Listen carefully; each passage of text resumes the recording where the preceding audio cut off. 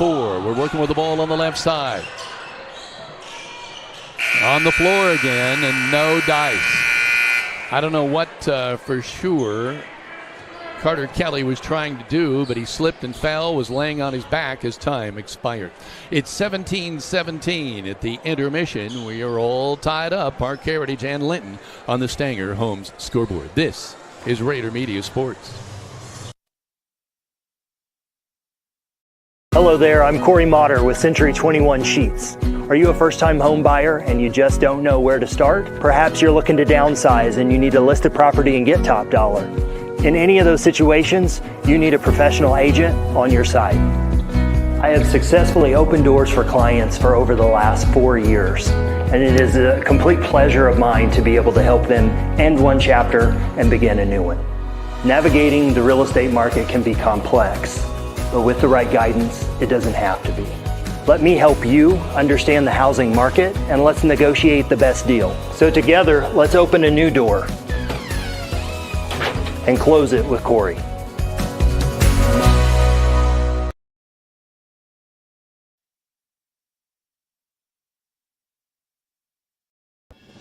At Crane Credit Union, you can expect a personalized experience from people committed to your financial well-being.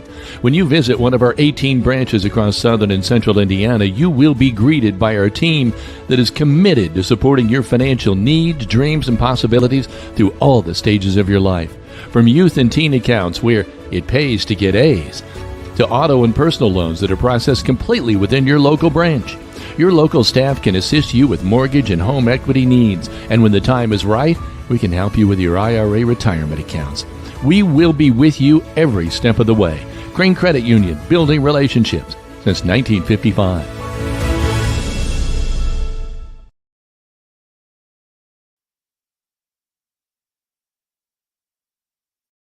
Three specialty clinics with 3 top-notch providers right here close to home. Greene County General Hospital's Team Ortho Foot and Ankle, and Surge Care are the area's go-tos when it comes to your care.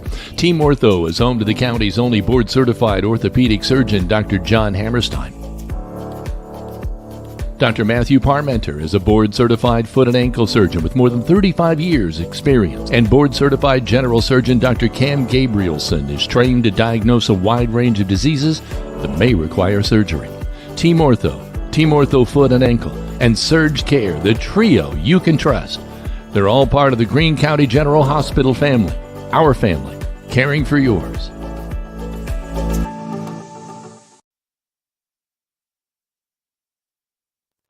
Welcome back at intermission of the junior varsity game as the Linton Miners on the road at 17-all with Parke Heritage right now. Let's look at the scoring first of all for Parke Heritage. Well, first of all, I want to make a point, Big D, before I get into this. The Miners were outscored 11-5 in the first quarter. Then they retaliated and outscored Parke Heritage 12-6 in the second quarter. And that 5 was on the board for quite a while in that second quarter. Then they kind of exploded a little bit. I think you hit it on the head. The defense kind of infused the offense.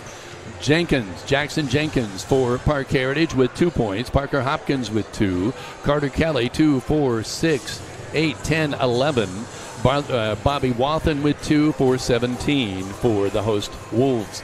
For the Miners, Drake Netherland failed to score. So did Owen Smith, but Reuben Goodman 2, 4, 6, 9, and over 1 from the free throw line. Gage Sullivan with 2 points, both coming from the free throw line. Josh Lauer with 2 trays for 6 points for 17 for the Miners. Well, am I right? That's just 3 guys scoring for Linton. Before I turn it over to Big D for more stats, we're going to do a couple commercials here. You want me to start here? Autumn Trace of Greene County is a perfect setting for seniors to call home. They can live as independently as they wish while enjoying as much supportive care as they may request in their daily lives. A 24-hour care staff. Call Jessica and her friendly staff at 812-699-4464 to schedule your tour. Come and find out why so many of your friends and neighbors have already picked Autumn Trace as their choice to age in place. Are you looking for TV or high-speed internet? Give Mike Morin a call at Midwest Satellite. He offers dish TV plans starting at $91.99 a month and T-Mobile high-speed internet for $60 a month. Call Midwest Satellite at 812-847-8848. Call Mike. He will treat you right. If you need an Evolution golf court, Gaither Power Sports is the place for you. Prices starting $69.95. They come with an 8-year battery warranty, 0% financing for 36 months. is available. Gaither Power Sports, also your Aventon e-bike dealer. Gaither Power Sports and Trailer Sales, located at State Road 54, just west of Linton, in business since 2003. The Grill is a Linton tradition that's lasted over 100 years and in the same family for the last 40. Open 7 days a week with steak night every Friday and Saturday night. You can dine in or carry out at this eatery located in the heart of downtown Linton. Big D, let's turn it over to you. It's 17-17, but what else are you seeing? Well, what I'm seeing, obviously, is the Miners are 4 of 23 shooting from under the three-point line. Most of those have been inside. The varsity, I keep that kind of information, the gimmies, but I really feel like maybe the height, even though the height isn't really blocking the shot, they're thinking about that 6'7" kid in there, and they're just kind of throwing the ball upper. But an exorbitant amount of missed shots on the inside. 3 of 10 from outside, 2 or 3 from the free throw line. So 7 of 36 was the shooting. I don't have my handy calculator, but I know that's a low amount. Meanwhile, the disparity between the shooting is amazing. Only 15 total shots by Parke Heritage in that first half compared to 36 for the Miners. They've hit 5 of the 15. Almost all of that has been inside. 5 of 14, 1 three-pointer. They've nailed it from the line. They're 5 of 5. Foul trouble-wise, the one we got is Lauer with 2 fouls. They have Jenkins with 2 fouls, so plenty of room for that. It seems like the Miners have been the aggressors on the boards. Am I right? Yeah, I think we're doing what we needed to do, which is attack the lane, maybe get some fouls. Now, Lauer has done a great job outside hitting 2 of 3. He's not been hitting that three-point shot. That pulls number 41 Smith out a little bit, should open the inside. Kevin, we're both watching this game. If the Miners had hit half of those gimmies, there would be a different spread on it. Could be as much as a 10-point advantage. Yeah, because they had a lot of nice shots on the inside. Some of them have been contested, and they won on that. But there have been many wide open. Just all you got to do is put it up in the box. And for whatever reason, we're shooting over that. Now, by the way, if you're listening to this ball game now and you're saying, well, where's the live stream? We were not allowed to live stream this ball game tonight. So we elected to do audio only. That was what was available to us. We thought this was a big enough game to do it. And so that is why we are doing basically radio live stream tonight. And we're really glad to have you along. Heather? With an added bonus that we're still able to show our sponsor ads, read our sponsor ads. Those in the community that are family and friends that wish to see their name on the scoreboard view that we have right now too. We were not going to not be here. And Heather, I want you to talk a little bit about the feature that you did earlier this week. Well, we did a feature with senior cheer member Ashlyn Tatlock, and listen to this, Big D. You're going to like this. On our journey during this year, we've noticed that her father, Michael Tatlock, would stand up in the stands. And every time she was cheering, doing a cheer, he would stand up. Kind of like the cheerleader mom, but it's the dad. No, go ahead, Heather. No, go ahead. You're doing a good job. Go ahead. No, just that we caught it because Heather caught it because every time he would rise up, he would block the camera. And we kept saying, now what is going on down there? Well, Heather dug into it a little bit and found out what, Heather? He stands up and supports his daughter and cheers along right alongside of him. And so we got together with them on Friday night before the ball game, did a quick little on the radar, as we call it. And we're very excited to be able to, that's up on our Facebook page. It will be on our, I think actually it's on our YouTube channel as well. Speaking of our YouTube channel, for whatever reason tonight, when the ball game started, it started the Evansville Central game. So we had a number of views on that, but we wanted to disconnect that and actually get it on the right ball game. So thanks so much for those that have switched, but we do appreciate the opportunity. Rich Shelsky was wonderful tonight when we came up and set up. We departed Linton about 2:40, I think it was. So by the time we get home tonight, we're going to have about a 9.5-hour day. So, and we're very thankful that in some capacity that we were here to be able to cover these Miners. Big D, what are we looking for in this second half? Well, I think somehow the Miners have to slow down a little bit. Right, and I think they'll continue to try to drive the basket. You can't keep missing those shots. Sooner or later, they're going to start falling. I think that's what we'll do for them. They had great luck with Carter Kelly on the inside. He, 11 points in that first half. The big 6'7" kid really didn't have an effect on the offensive side of things. And they don't shoot the three. I mean, they haven't shown that they're going to shoot the three. So The Miners have tried to shoot some threes, and normally the kids that do make them have not been able to hit them tonight. It's a little odd to look down at Goodman's or Sullivan's score sheet and see 2 points and none of those coming from the field. Well, and you think Kingston Crane can normally put them down. Yeah. Gage Sullivan can normally put them down. Lauer has put them down. Yeah, and he's had trouble hitting those outside shots of late, and he looks fine-tuned in there. But he picked up 2 quick fouls and had to sit a little bit. Mauter has done a good job on the inside as well, getting in position. He's had some good opportunities. If he starts connecting on the inside, that's the whole story in the second half. The shot has been there. Physical underneath, it seems like he struggles a little bit. Right. He needs to maybe hit the. Well, he's just a sophomore, so I would think if he wants to see an effect in the varsity, he's going to have to bulk up a little bit. Yeah. We should also say he is extremely talented. He sure is. Quick reminder that this quarter is sponsored by Key Associates of Linton. Call Allie Walton, Mary Beth Gerald's, and Audrey Sparks of Linton today. Your key to the very best. Kevin? I say that because at one time at the top of the zone, they had Motter at the top of the zone, and he was tremendous out there. How do you do that when you're 6'5"? He handles the ball really well on that top. I think that's a great idea to bring him out, which makes Smith come out. Both teams with the same starters. Jenkins with the ball, gets it to Smith underneath. Now they get out on the wing to Jenkins. He's trapped a little bit, gets it to Smith. Now Smith is trapped. He goes back to Jenkins with the left hand. Now he wants to go back underneath there. Cannot. Now a pass is tipped away. Another one's tipped away, and the Miners steal it. Great defense by the Miners. That was a great sequence. That's 11 turnovers for Parke Heritage. Linton just has 1. Gage Sullivan, short.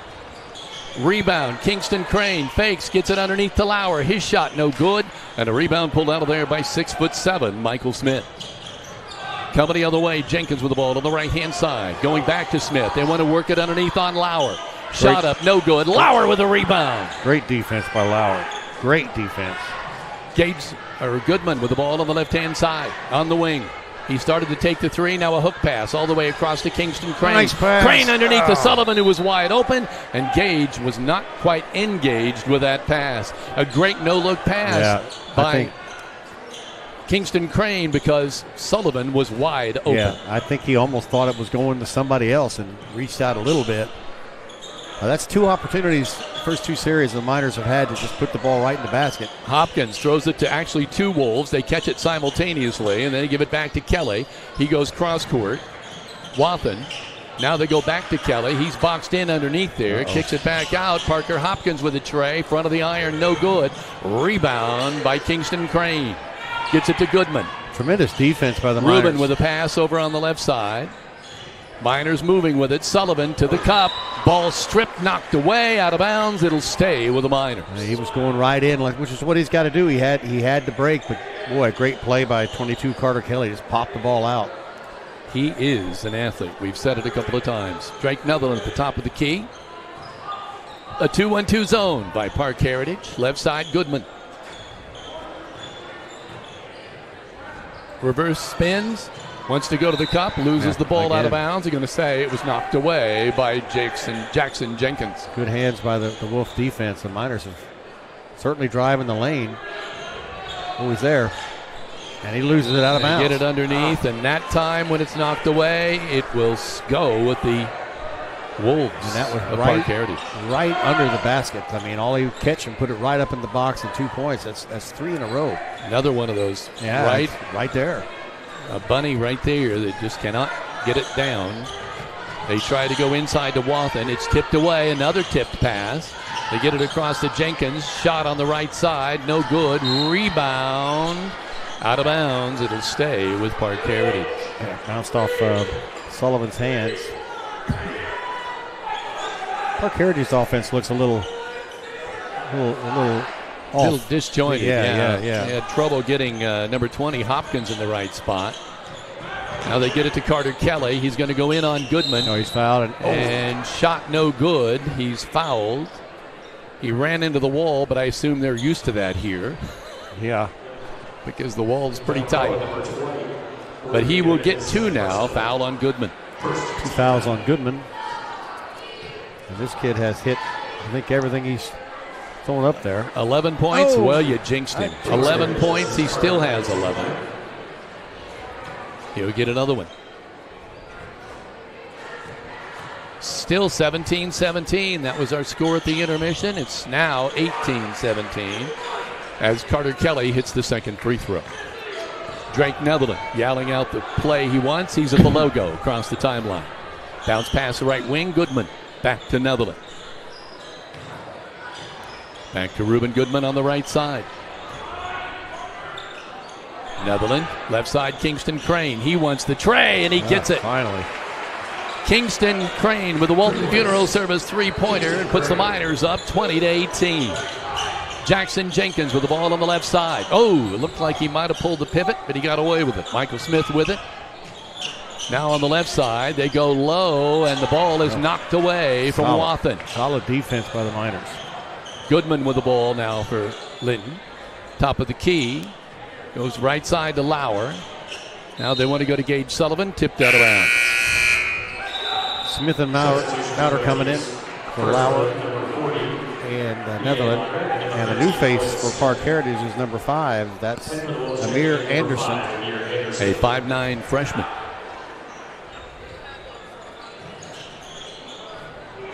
Goodman got to get the ball in. He does.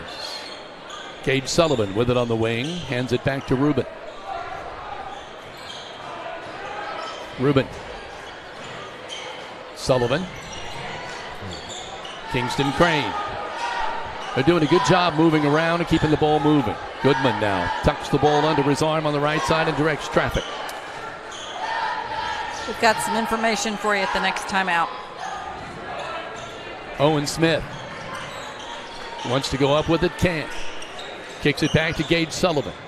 With the left hand, spins to his right, off the glass, no good. Rebound to Owen Smith. Oh, I thought Kingston Crane was going to pull the trigger there. He passes it off to Sullivan. Can't put the ball on the ground. Is stripped. Yeah, he tried to dribble in there. Just got to put it up. Jenkins coming the other way. Jenkins stops at the top of the key. Jackson Jenkins gets his first Walton Funeral Service three-pointer there. He has 5 in the game. 21-20 now. Parke Heritage on top. Oh, no. Gage Sullivan tried to throw a pass into Reuben Goodman. He was cutting to the hoop. Goodman would look to the right. Sullivan threw it to the inside, but again, that's a missed opportunity. Offense looks a lot smoother. It was there. The play was there. They just couldn't get it to Jackson Jenkins with the ball. Couldn't connect on the pass. Left side, Hopkins back to Jenkins. Driving with the left hand to the cup. No. He misses kind of a gimme. I think he had a little help. I think he got a little push from the back. Reuben Goodman with a jumper. High off the iron. No good. Jenkins with a rebound, and he hands off to Amir Anderson. Anderson on the right wing. Pass to Carter Kelly. He loses the ball, then gets it back and kicks it out to Jenkins. Jenkins top of the key, working on the right side of the wing. He's open, and he's got it. Was that a 3 or a 2? Yes. A Walton Funeral Service 3, his second. That's 8 for him, and he offensively has awoken. I don't know what's happened here in this second half, but he is finding himself. It's 24-21. Parke Heritage on top by 4 on the Stanger home scoreboard. Timeout on the floor. This is Raider Media Sports. It starts well before the lights are turned on. The grill at the Grill is fired up well before the front door is unlocked and the first customer ventures in. I've been coming to the Grill for 30 years. It's the best restaurant in Greene County. It's a Ling tradition that's lasted over 100 years and the same family for over the last 40. Open 7 days a week with carry-out, and speaking of traditions, they have steak night every Friday and Saturday night. If you didn't stop by today, there's always tomorrow at the Grill in downtown Linton.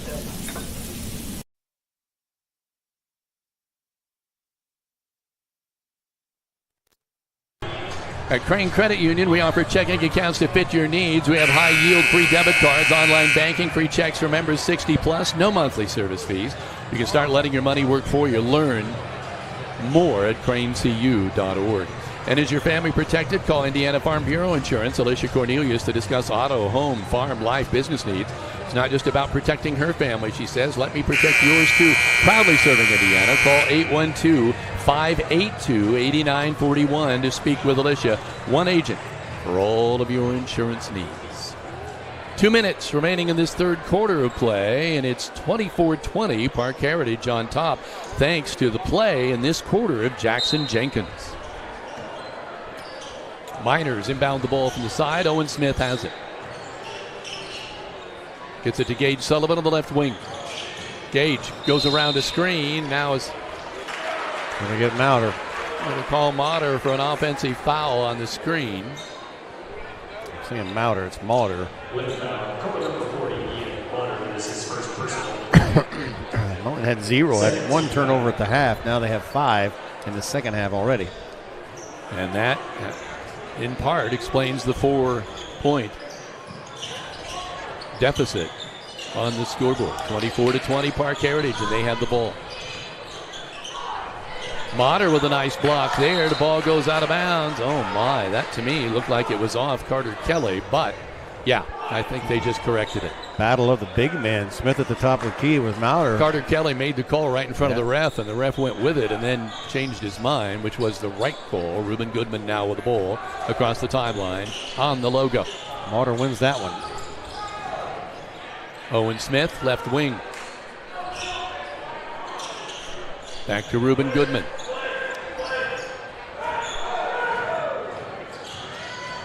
Reuben, almost an and one. Boy, he got double teamed and was hammered going to the hoop. And Reuben will go to the line. He's 0 for 1 from there so far tonight. 2, 4, 6, 9 points for Reuben. That was on Michael Smith. First one for him. Goodman at the line. That's the first team foul. And for to the line, number 20. Now getting ready to try to see if he can get 11 points on the night.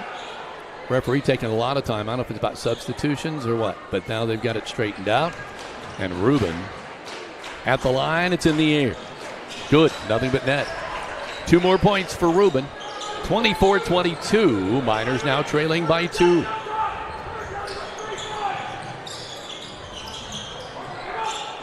Amir Anderson with the ball out on top. He's getting double teamed now. Tries to get rid of the ball. He does to Hopkins. Goodman is on him. Hopkins trying. Goodman is all over them defensively. Anderson now gets the ball. Nice feed and shot up and no good by Michael Smith. Anderson with a great drive to the cup. He dished off to Smith at 6'7" at the last minute. He missed the shot, but Smith will go to the line. He's yet to score in this contest. His first try from the free throw line. Mauder gets his second foul. That really was a pretty pass. Smith gets his first point of the night on that free throw. Netherland and Lauer coming back in. Motter and Owen Smith checking out. Smith waiting for the ball. Oh, he can't get over the kids on the height they have here. Second free throw, rims and good. It's 2 points for Michael Smith. 26-22, 50 seconds now remaining in this third quarter. Motter on the left side, Gage Sullivan on the right. Wants to go around a screen by when he makes the three-pointer. Kingston Crane, and they've called a foul. Kelly's going to get that foul. Calling number 22, Carter Kelly. That is his first personal. Ran through the screen. It looked like Jenkins popped his ankle a little bit, but he's running it off. 41 seconds now remaining in this third quarter. Sullivan gets the ball on the inbound. It's knocked away from him immediately by Hopkins. Out of bounds, Minor ball. Goodman to inbound.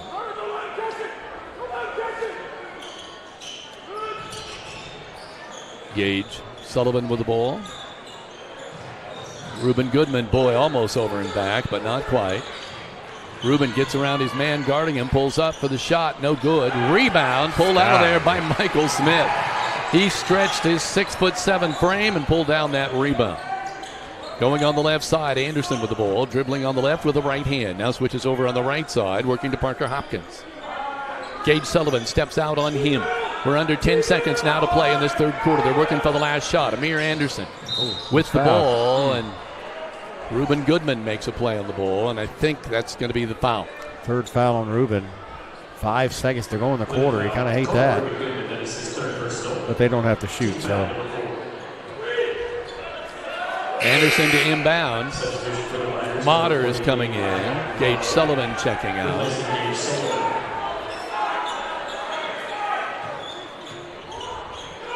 They're checking. They're not inbounding the ball at the right spot. They went ahead and inbounded it anyway, and there's the jumper. Up no good. Rebound is pulled down by Lowry. Whoa! Hits the back iron from three-quarter length on the court. One referee was going to stop play and make him inbound from the far side at midcourt, but the referee underneath the hoop had already inbounded the ball, but they missed the shot anyway, so it's all for naught. 26-22 at the end of 3. Parke Heritage with a 4-point advantage on the Stanger home scoreboard. This is Raider Media Sports.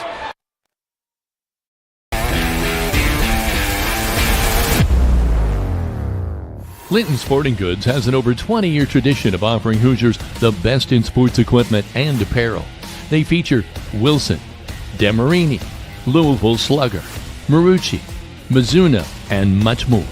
Get ready for any sports season by shopping at Linton Sporting Goods on Highway 54. Where the winners shop.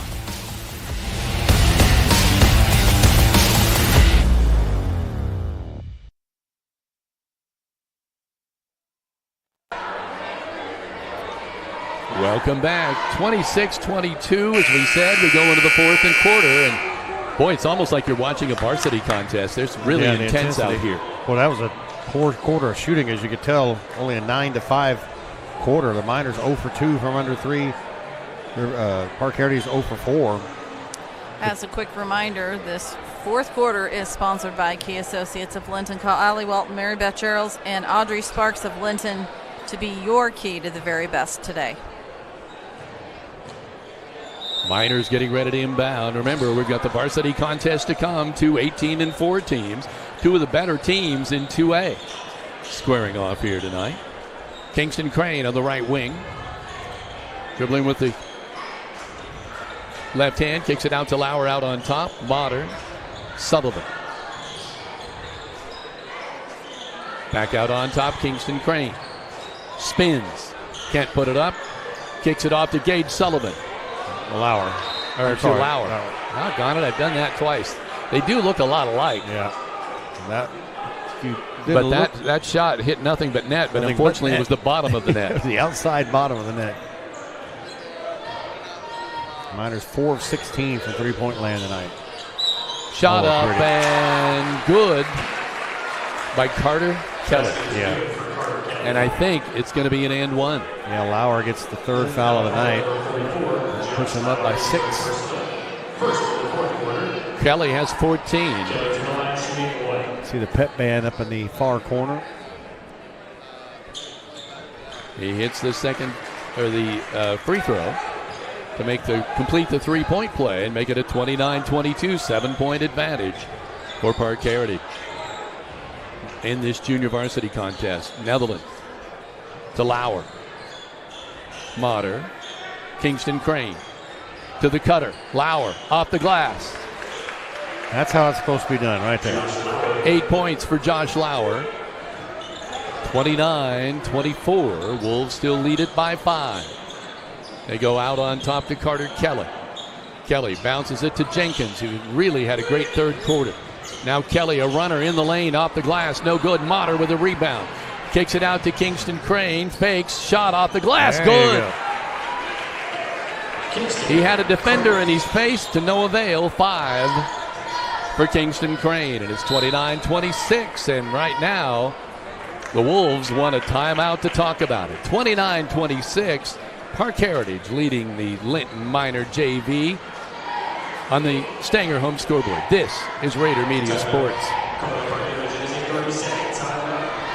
Team Ortho is Greene County's only orthopedic clinic, featuring board-certified orthopedic surgeon Dr. John Hammerstein.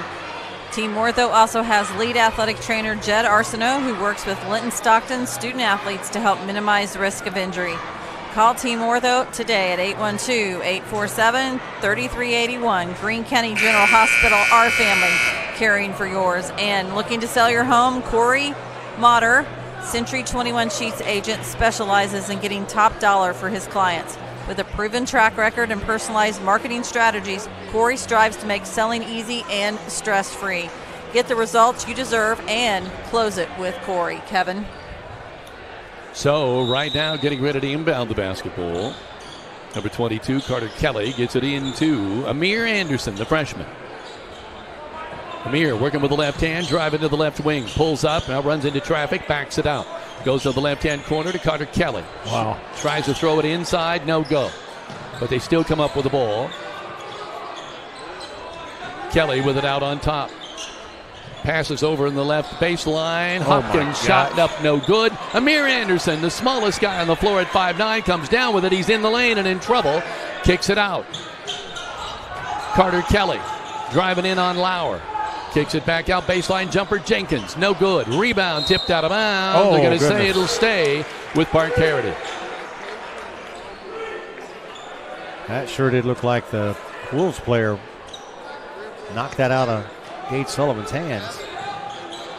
Jenkins dribbles it out of bounds. Oh, that's a tough break for he has played well, and he just lost the ball a little bit and dribbled it out of bounds. Netherland will come up with the ball.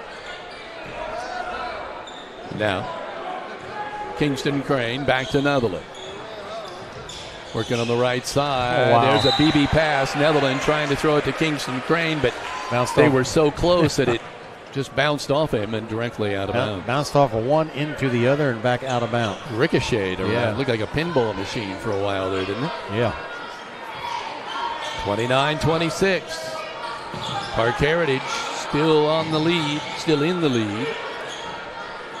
Getting it over on the left baseline to Jenkins. Hook pass out on top. Carter Kelly tries to drive, loses control of the ball. And you know what?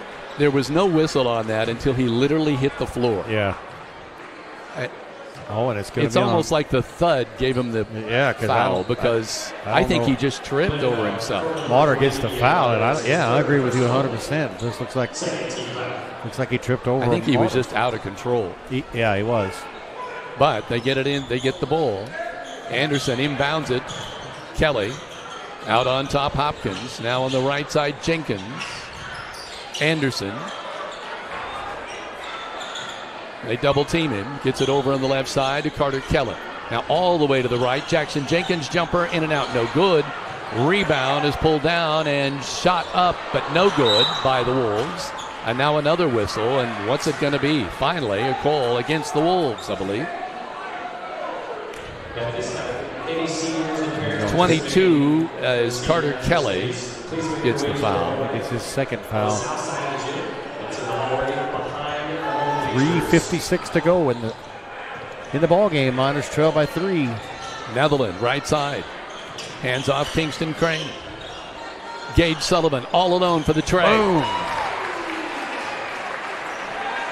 A Walton Funeral Service three-pointer. He has 5. Hard to believe that was his first three-pointer of the night. Yeah, now it's a tie ball game at 29 all with 3:30 now remaining in this contest. Kelly, cross-court to Anderson, tipped away by Crane. He telegraphed it. Shot off the glass, no good. Foul called on Jenkins, and what a great play by Kingston Crane that'll put him at the line. If you're a Parke Heritage fan, you're getting kind Won't of it worried. Put him at the line? Well, I sure thought that was a shot. He was shooting. Wow. How's that not a shot? They're saying that was not a shooting foul? Huh. Parke Heritage has been throwing cross-court passes and waiting for him to get picked off like that one. Oh, if he turns around. Inbound. Oh, he's across the lane. Netherland with the ball. Be. Yeah, you can on the inbound. Yeah. I don't know why everybody was worked up about that. There's a tray on the way. Good by Josh Lauer, his third Walton Funeral Service three-pointer. He has 11 on the night, and the Miners take a lead at 32-29, and they're going to say Netherland with the foul here on Anderson. I like how you had to stop for a brief second before you said Lauer's name. I thought you were going to go Sullivan again. I know. But you caught it. Thanks for pointing that out. Yeah, well, Big D. I want to make sure. I want to make sure it's all on the record. To make sure nobody at home misses anything. Anderson with the ball out on top. Netherland trying to stay with him. Gets it over on the right side to Hopkins. Now a jumper by Anderson, right side. No good, but it's pulled down by big Michael Smith. He'll turn around. Boy, his shot's blocked by Gage Sullivan. 6'7" Michael Smith is rejected. Miners coming the other way. Netherland with it out on top. Over the right side. Shot off the glass, no good by Kingston Crane. I'm not sure that's the shot Kingston wanted to take I there. think he thought he was going to get a foul. Nice runner by Anderson. Oh, my. He took it coast to coast. Amir Anderson, the freshman, gets his first 2 of the night to give his team a 32-31. No, Miners still have a 32-31 advantage with 2:18 to play and a timeout on the floor on the Stanger home scoreboard. This is Rader Media Sports.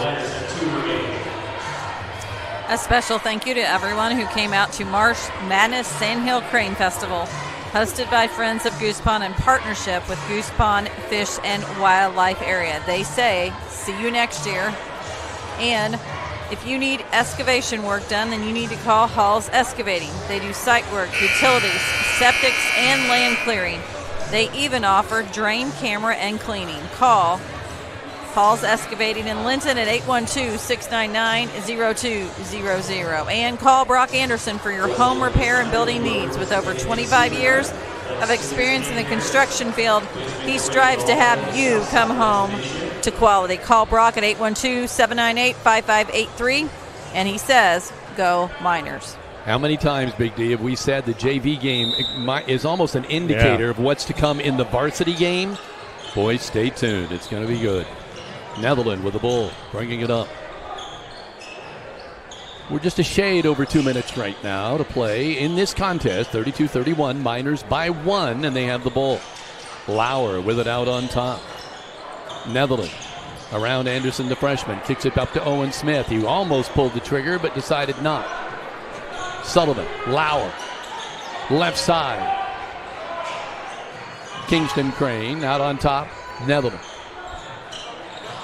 Drake pass to Owen Smith.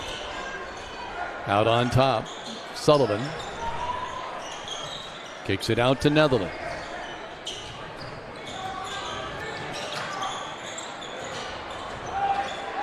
Kingston Crane kicks it out to Owen Smith. Now back to Crane. Now back to Sullivan. Netherland. Miners doing a great job. They're going to make him foul him. And there I thought they just did. Oh, no. It was a great screen set on top by Lauer, and they called an offensive foul. That's no a big foul. go on Foul that number one. 4. Anderson took a shot to the gut, but he's up. Well, that's a tough call. In a game like this, a minute 16, that's a tough one. Yeah, that was a good screen set by Lauer. It was a physical one, but you know what? It was also legal. So they inbound. Anderson with the ball. Now it's a 32-31 game. Miners have a 1-point advantage, but the host, Wolves of Parke Heritage, have the ball. Carter Kelly gets it back to Amir Anderson. Now on the right side. They're working the wing. Jenkins. Anderson will take the tray. Shot up, no good. Rebound pulled down by the Wolves. Carter Kelly with it. His shot up off the glass. No good. Rebound pulled down by Motter, and he's fouled. Boy, that was right at the rim. Ian Motter delivered. We talked about the Miners missing those, but Parke Heritage has missed a few of those as Carter well. Kelly had a bunny there to give his team the lead with 47 seconds left, and he missed it. Gage Sullivan to inbound. Wants to get it in. Did the Miners call a timeout? Yeah, I think they were afraid that they weren't going to get the ball in time. So it's 47 seconds remaining, 32-31. Miners by a point in this JV game. This is Rader Media Sports. We use our sportsmen for everything around our property, like plowing snow all winter. We can't wait to put it to work.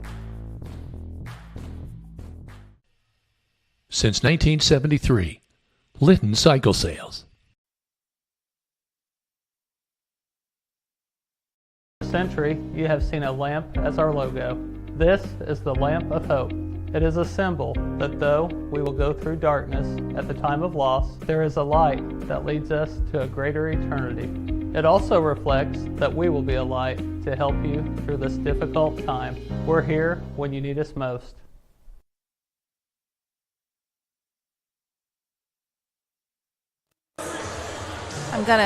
Kevin, real quick, I'm going to answer a question from Monty Harp that I see posted on Facebook. No video tonight or radio.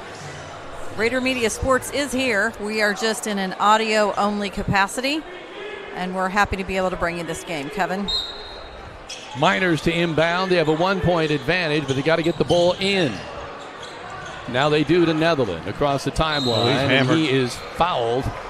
Take your pick. 2 Wolves are on the floor. Number 20, Parker Hopkins, and number 3, Jackson Jenkins. Both were there to commit a foul, but only one will get it on the official record, and that'll be Jenkins. Substitution number 41, Michael Smith. Michael Smith, the big 6'7" freshman, coming back in for the Wolves. Try to give them a presence up underneath. They get it to Netherland. Anderson on him. Drake now going to the left, and now he's fouled by Anderson, which really is not a bad foul at 41 ticks remaining. And we're still not. Is that the 5th foul? Looks like it, yeah. Yes, so we're going to the line now. Boy, these will be crucial in this game. Drake Netherland has not scored tonight. And he's not. This is his first free throw. Oh. In and out. No good.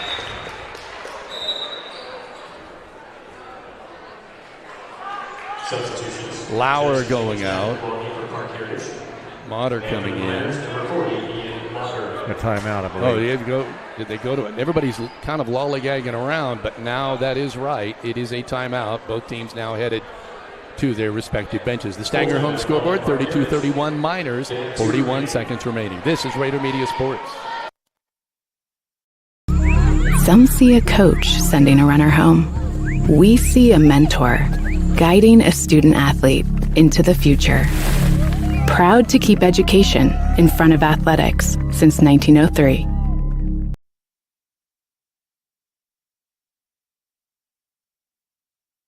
Some see a student preparing for success on an exam. We see a student athlete preparing for success in life. Proud to keep education in front of athletics since 1903. Welcome back. The Miner cheerleaders out on the floor entertaining their fans. Good crowd on hand here. As we said, it seats about 1,500, and I can't tell how many people are behind us, but across the way, it's probably 90% full. Yeah, it's filling up, and really that middle, they kind of have it blocked off, it looks like. And maybe that's a speaker or something sitting right in the middle of the... But yeah, that's a pretty good turnout for the end of the JV game, and a senior night, so that ought to be special. Oh, that's right. They're seeing a great JV game, that's for sure. And we are bringing you all the JV action as well as varsity action. Definitely needs to hit this. As we always do. Yep. Netherland. Drake missed the first one. See, he'll lie and fly here on the second one. Got it. 33-31, Miners by 2. Right around 30 seconds to play here. Shot inside by Kelly. Blocked beautifully by Sullivan, but they're going to say he got him. Yeah, he got him pretty good. Made sure he wouldn't. I mean, you're going to foul on the paint. There's no point. I'm a little surprised that he's only missed one tonight. Pretty good shooter. Maybe their best shooter. Huh. I have him for 15, and he missed that free throw. Well, that's why I guess you fouled.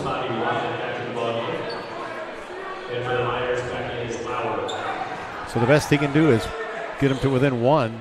Lauer has come back in now. Motter has gone out. It's kind of an offense-defense switch back and forth.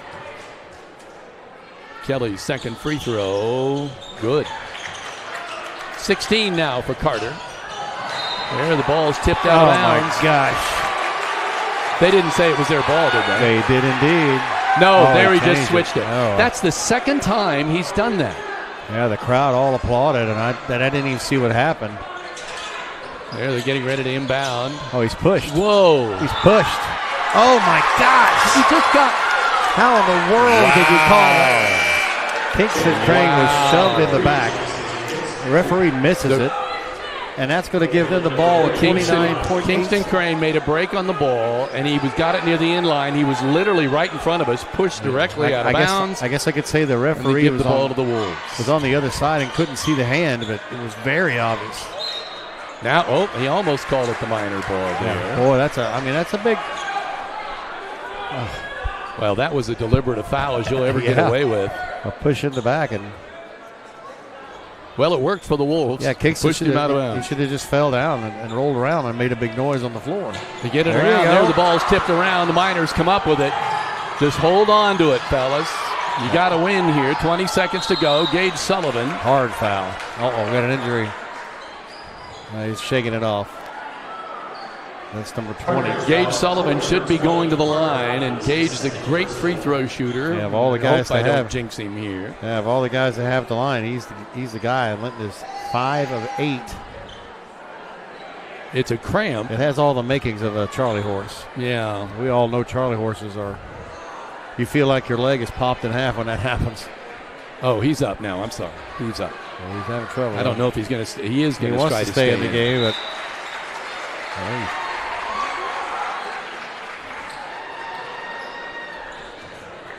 Nothing like icing the free throw shooter. Yeah. He's going to run. Yeah. He'll try to run it off. Gage first free throw. No good. Wow. He was 2 for 2. Now he's 2 for 3. They've had a chance to get this up to 3 or 4. They've free throws are killing him right now. Gage will get another one here in a momentarily. Timeout on the floor. 18 seconds remaining on the Stanger Homes scoreboard. It's 33-32 Miners with a 1-point advantage and at the free throw line when we return. Team Ortho Foot and Ankle Centers, home to board certified foot and ankle surgeon Dr. Matthew Parmeter, has more than 35 years experience treating patients across southern Indiana. For more information, call Team Ortho 847-3381, Greene County General Hospital. Our family caring for yours. Crane Credit Union supports area schools, wants to encourage every student to do their very best with youth and teen accounts. Students can earn $4 on every A on their semester report cards. For more info, visit your local branch or find out more at cranecu.org. Let your Indiana Farm Bureau insurance agent, Jason Wright, help you think about insurance. Stop by the office, submit your information online, or give him a call. 812-798-2615. We want to say thank you to all who are listening to us on the Indiana High School Athletic Association Champions Network or who are following on our our YouTube page tonight. We know this is a little bit of a different broadcast, but we do appreciate you making us your station of choice tonight. We were refused the right to live stream, so we elected to go with the audio. Gage Sullivan missed them both. Oh my gosh! Wow! Chance to win the ball game. 10 seconds to go now. 33-32. Carter Kelly with the ball, kicks it out. Not the shot. Shot on the way. That's nothing. Kingston Crane with the ball. This time they got the foul right in the same spot where he was pushed out of bounds. He was double teamed, but this time they called the foul. And so Carter Kelly gets the foul. And with .6 remaining. Yeah, I can't believe that's the shot they would want. They got a 6'7" kid. Plus Kelly has driven the lane. Seems like you don't want to shoot up an unbalanced three-point shot. And as a reminder, I cannot put .6 seconds on the scoreboard. Kingston Crane hits the free throw. He now has 6. He'll be getting his second. It's 34-32. Kingston trying to get it to a 3-point advantage. And he does. 35-32, another timeout with .6 remaining. We'll just hold it here. Right now, Miners looking pretty good, but you never know what can happen. Proud to be your hometown grocer. Save a lot. encourages you to switch to their brands and save. This week, 2 of their featured specials included 2 for $3 banquet frozen dinners and fresh cut pork chops for $1.49 a pound. Remember to shop the dot to save a lot. That's the first time we got that right. I was on it. You want me to read another one? It was like anticlimactic there, it seemed. Linton Sporting Goods, your local one-stop equipment shop for all things sports. Locally owned and operated in the family for 40 years. And make sure you're ready to start the season or upgrade throughout the season. Call them on Facebook today. And give Audrey Sparks at Richard Brown Insurance a call when you're buying your first car or starting your own business. She knows that finding the right insurance can be a challenge. Call 812-847-4798 today. As a reminder, during tonight's varsity matchup, they are honoring a number of their senior athletes for winter sports as well as their band. So we are going to carry that in its entirety. Gotta feel bad about Ren Harper. Since you told me the injury, the singer, you just hate that. Such a valuable player for them. Oh, he's so good. That's right. Be good that he gets to come out. I think that's class. Yeah, we'll talk more about that. I don't know that I've actually explained that to everybody publicly yet, but we will. Wathen to inbound the ball. 0.6 remaining. They throw it court length. Gage Sullivan with the interception, and that's going to do it. The Miners will win it 35-32 in a hard-fought basketball game. The junior varsity contest is over. The Miners take the first one of the night. Let's take a break, and when we come back, we'll start the Jordan and Vaught Insurance pregame show. Don't go away. This is Rader Media Sports.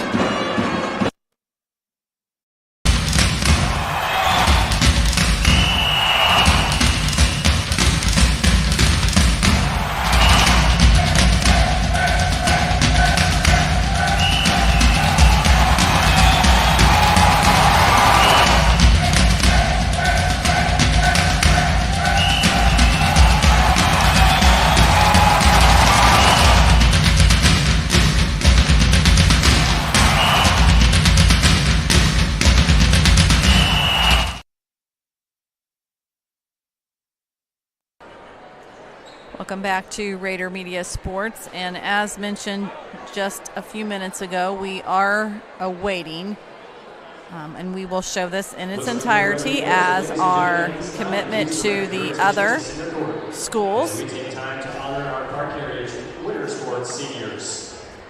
First, our band members, Austin Heineman.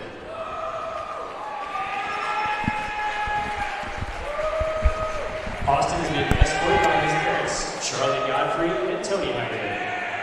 He's been a member of the band for 6 years, drama club for 3 years, and golf team for 4 years. He's been a member of 4-H junior leaders for 5 years and the Scouts for 9 years, where he has earned Eagle rank.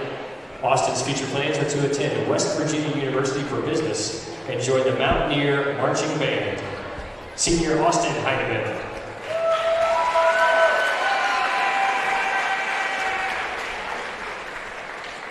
Next is Jake Johnson.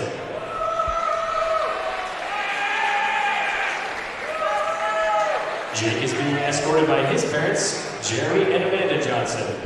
He has been a member of the band for 6 years, and Jake's future plans are to join the workforce and attend Ivy Tech Community College. Senior Jake Johnson.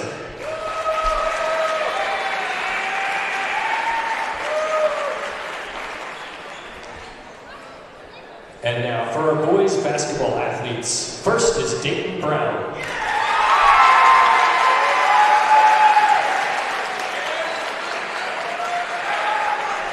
Dayton is being escorted by his parents, J.R. Brown and Jolie Ott. He has been a member of the basketball team for 4 years, the football team for 1 year, FFA for 1 year, and FCA for 4 years. Dayton's future plans are to join the Army National Guard. Senior Dayton Brown.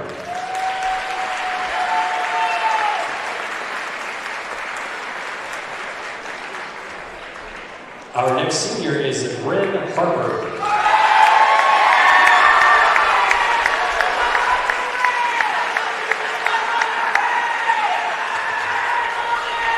Ren is being escorted by his parents, Mark and Jessica Harper.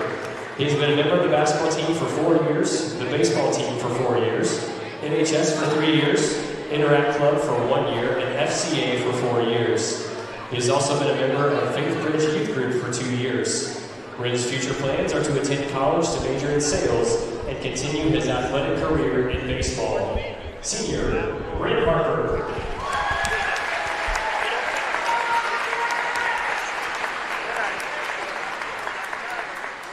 Next up is Brayden Luce.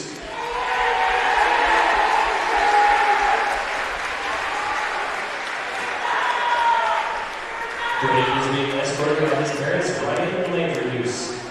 He's been a member of the basketball team for 4 years, the baseball team for 4 years, the golf team for 4 years, NHS for 3 years, student council for 2 years, and FCA for 4 years.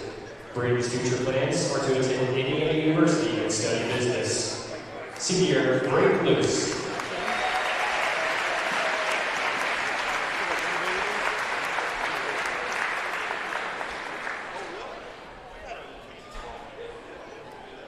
And now for the Lady Wolves basketball team, Candela Fernandez.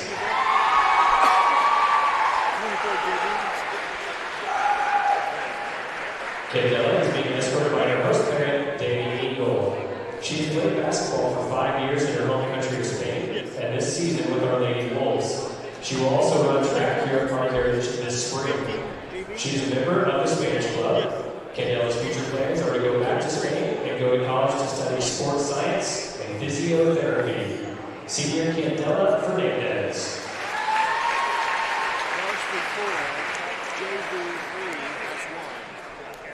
Our next team is Emma Hartzell.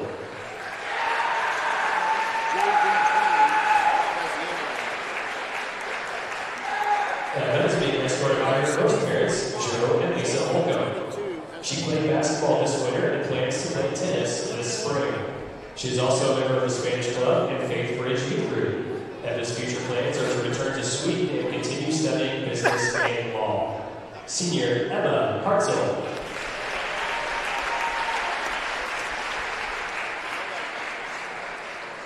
Our next seniors are Natalie and Addison Jenkins.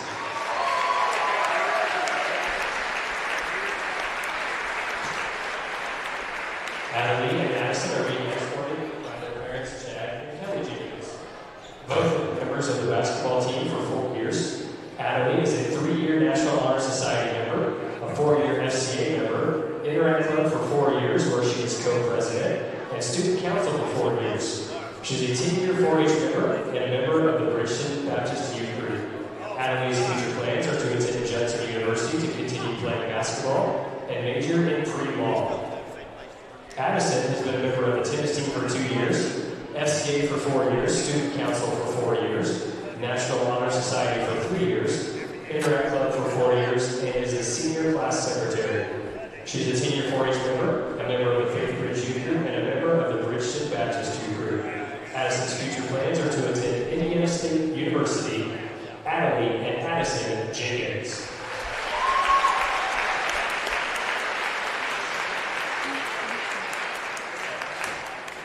Our next senior is Lexi McCormick.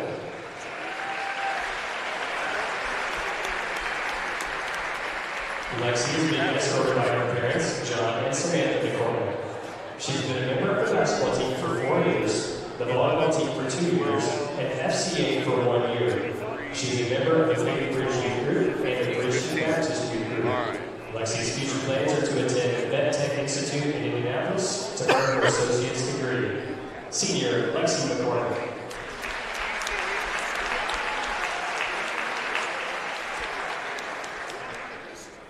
Next up is Parke.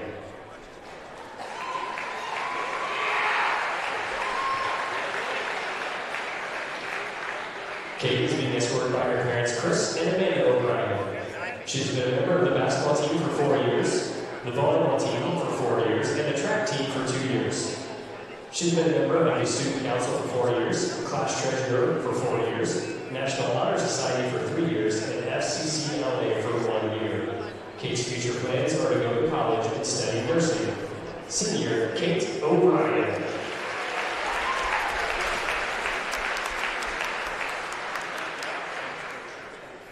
Our next senior, Reagan Ramsey.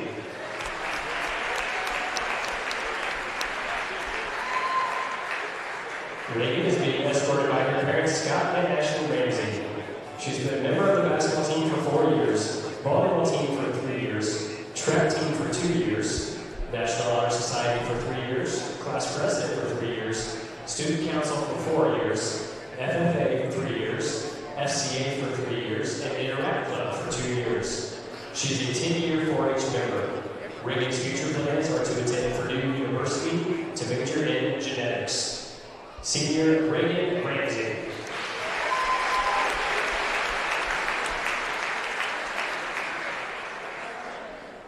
Our next senior is Emma Simpson.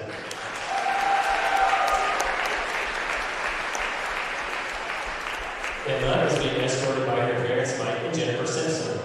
She has been a member of the basketball team for 4 years, the volleyball team for 4 years, track team for 3 years. She's a member of Student Council, FFA, Spellable, SCA, and is secretary of the National Honor Society. She's also a 10-year 4-H member.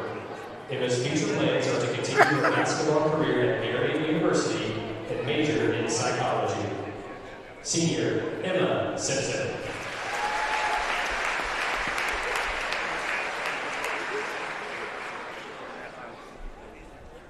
And now for our cheer team. First up, Abigail Vanilla.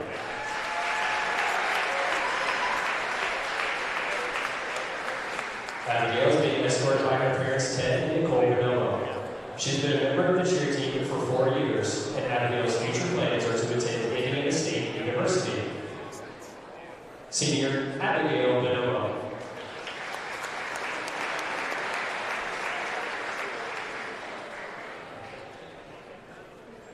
Our next senior is Kennedy Cooper Arzmendi.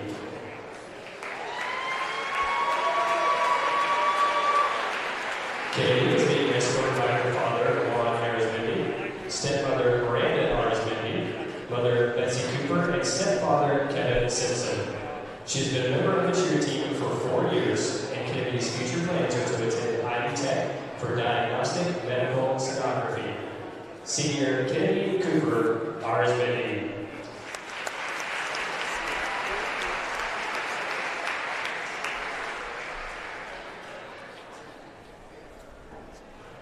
Next up, Leon Gessie.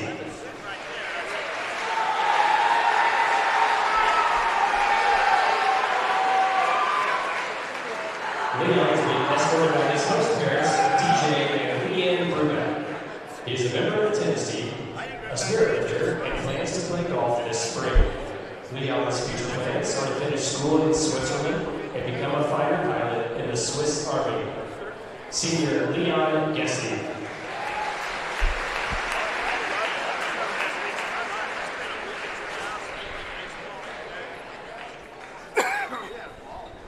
Next up, seniors for our Parke dance team.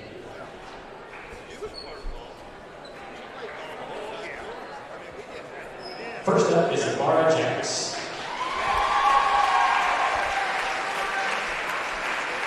Mara is being escorted by her parents, Kyle and Tina Jacks.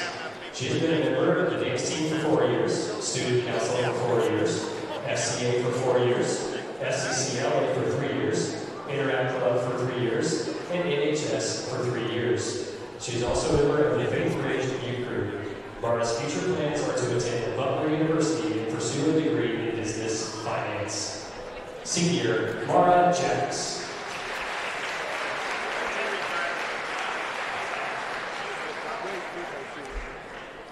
Our next senior is Abby Lash.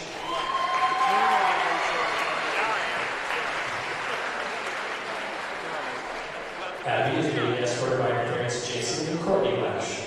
She's been a member of the dance team for 4 years, Interact Club for 4 years, FCCLA for 3 years, Student Council for 4 years, Arts and Honor Society for 1 year, NHS for 3 years, English and Art academic teams for 2 years, and FCA for 4 years. She's also a member of the Faith Ridge Youth Group.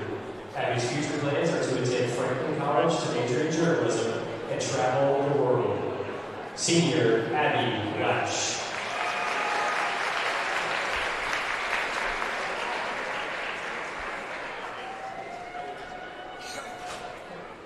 And now, let's meet the Parke Ridge Wrestlers. First up, Jared Graves.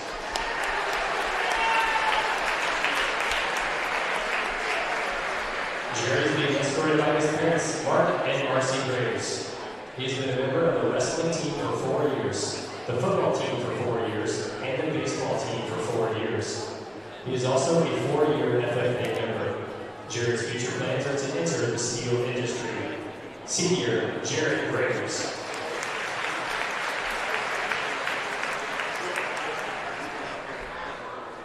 Next is Josiah Heck.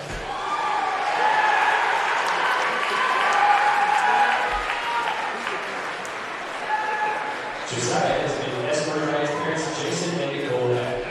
He has been a member of the wrestling team for 1 year, the football team for 2 years, and the baseball team for 4 years. He is a 3-year member of NHS, a 3-year member of Student Council, a 4-year member of SCA, and has been in the Interact Club for 3 years. He is also a member of the Faith Bridge Youth Group and the Christian Baptist Youth Group. Josiah's future plans are to attend Indiana State University and major in biology and finance. Senior, Josiah Heck.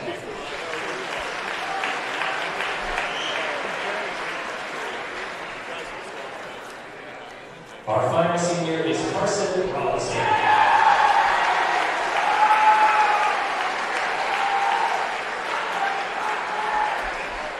Carson is being escorted by his parents, John and Jamie Robinson. He's been a member of the wrestling team for 4 years, the football team for 4 years, and the track team for 1 year. He is also a 4-year FFA member, a 4-year FCA member, and a 3-year member of NHS. He is a member of the Faith Bridge Assembly of God and has been a part of the Alphas Wrestling Club for 4 years. Carson's future plans are to attend Taylor University to major in finance. Senior, Carson Robinson.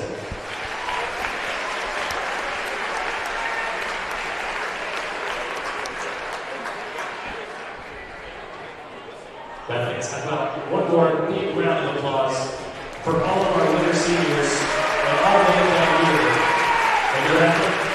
Very nice.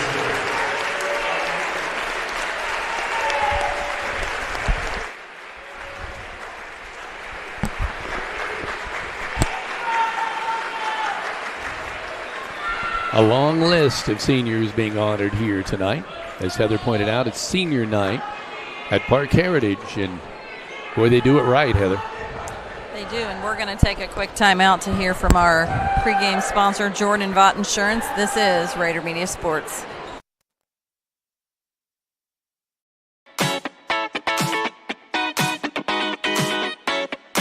At Jordan & Vaught Insurance Agency, you don't pay extra for the over 80 years of combined experience that will be available to you when dealing with questions about your auto, home, farm, life, or Medicare supplements. They're always there to help from 8:30 to 5 p.m. on weekdays at 123 South Franklin Street, the very same Bloomfield location since 1972. You may not realize the value of experience until you need it the most. Call Jordan & Vaught Insurance, your friends with experience, at 812-384-3535.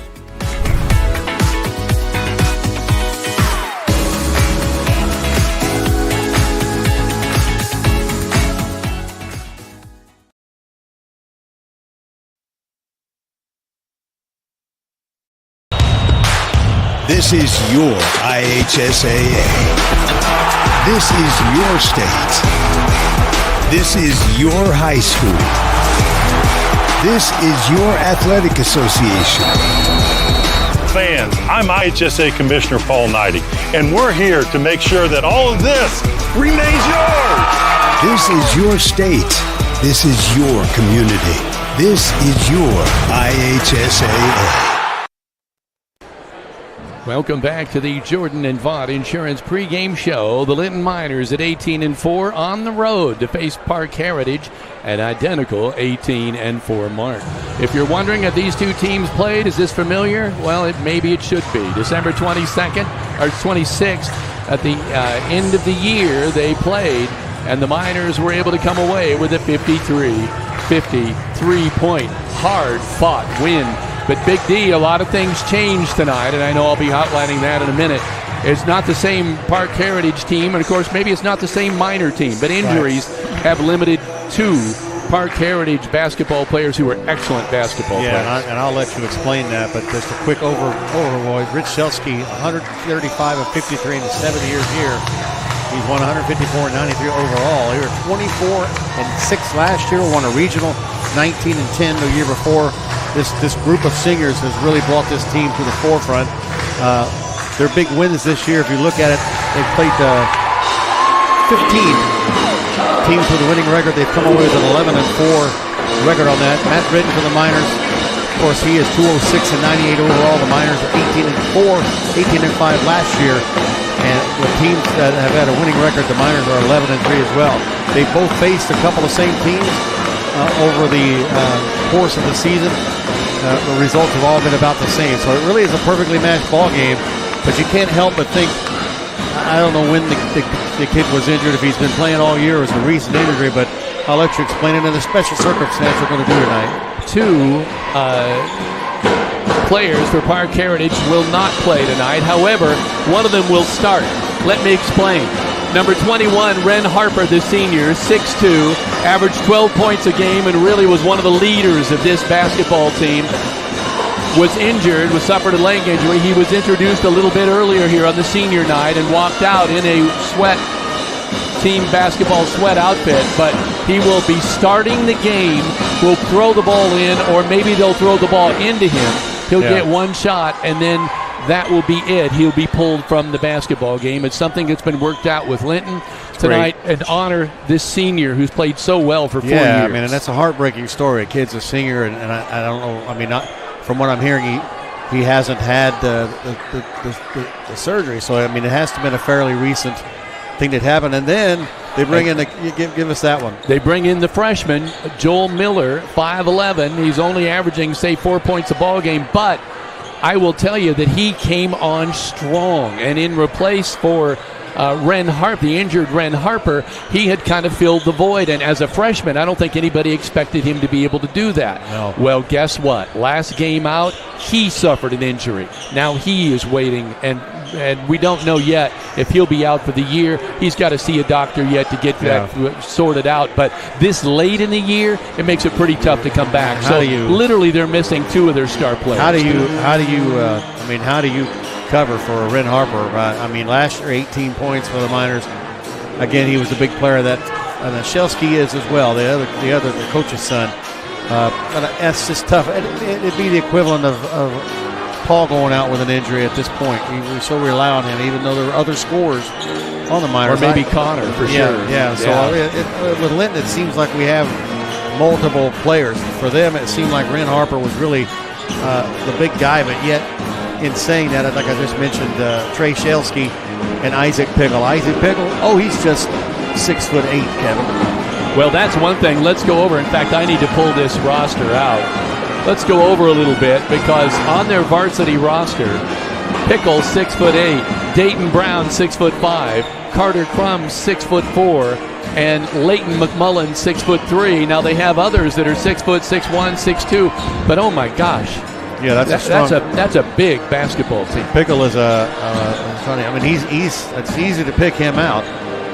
He looks pretty athletic, but I know Crum, number 33, he was a scrapper for Parke Heritage up at the last game they had. He's one of those guys that just goes after every loose ball.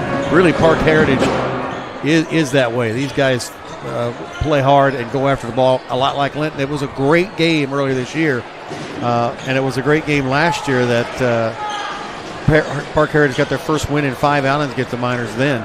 So the scores have been close, 52-46. I shouldn't have said that. It's 72-30 in 2022. So it's this group of singers that have come up from sophomores. Probably most of them have started all through it. And it's like the girls' team for Parke Heritage. As they called those girls' names, I was thinking, yeah, I remember her from the Linton game. Oh, I remember those twins from the Linton game.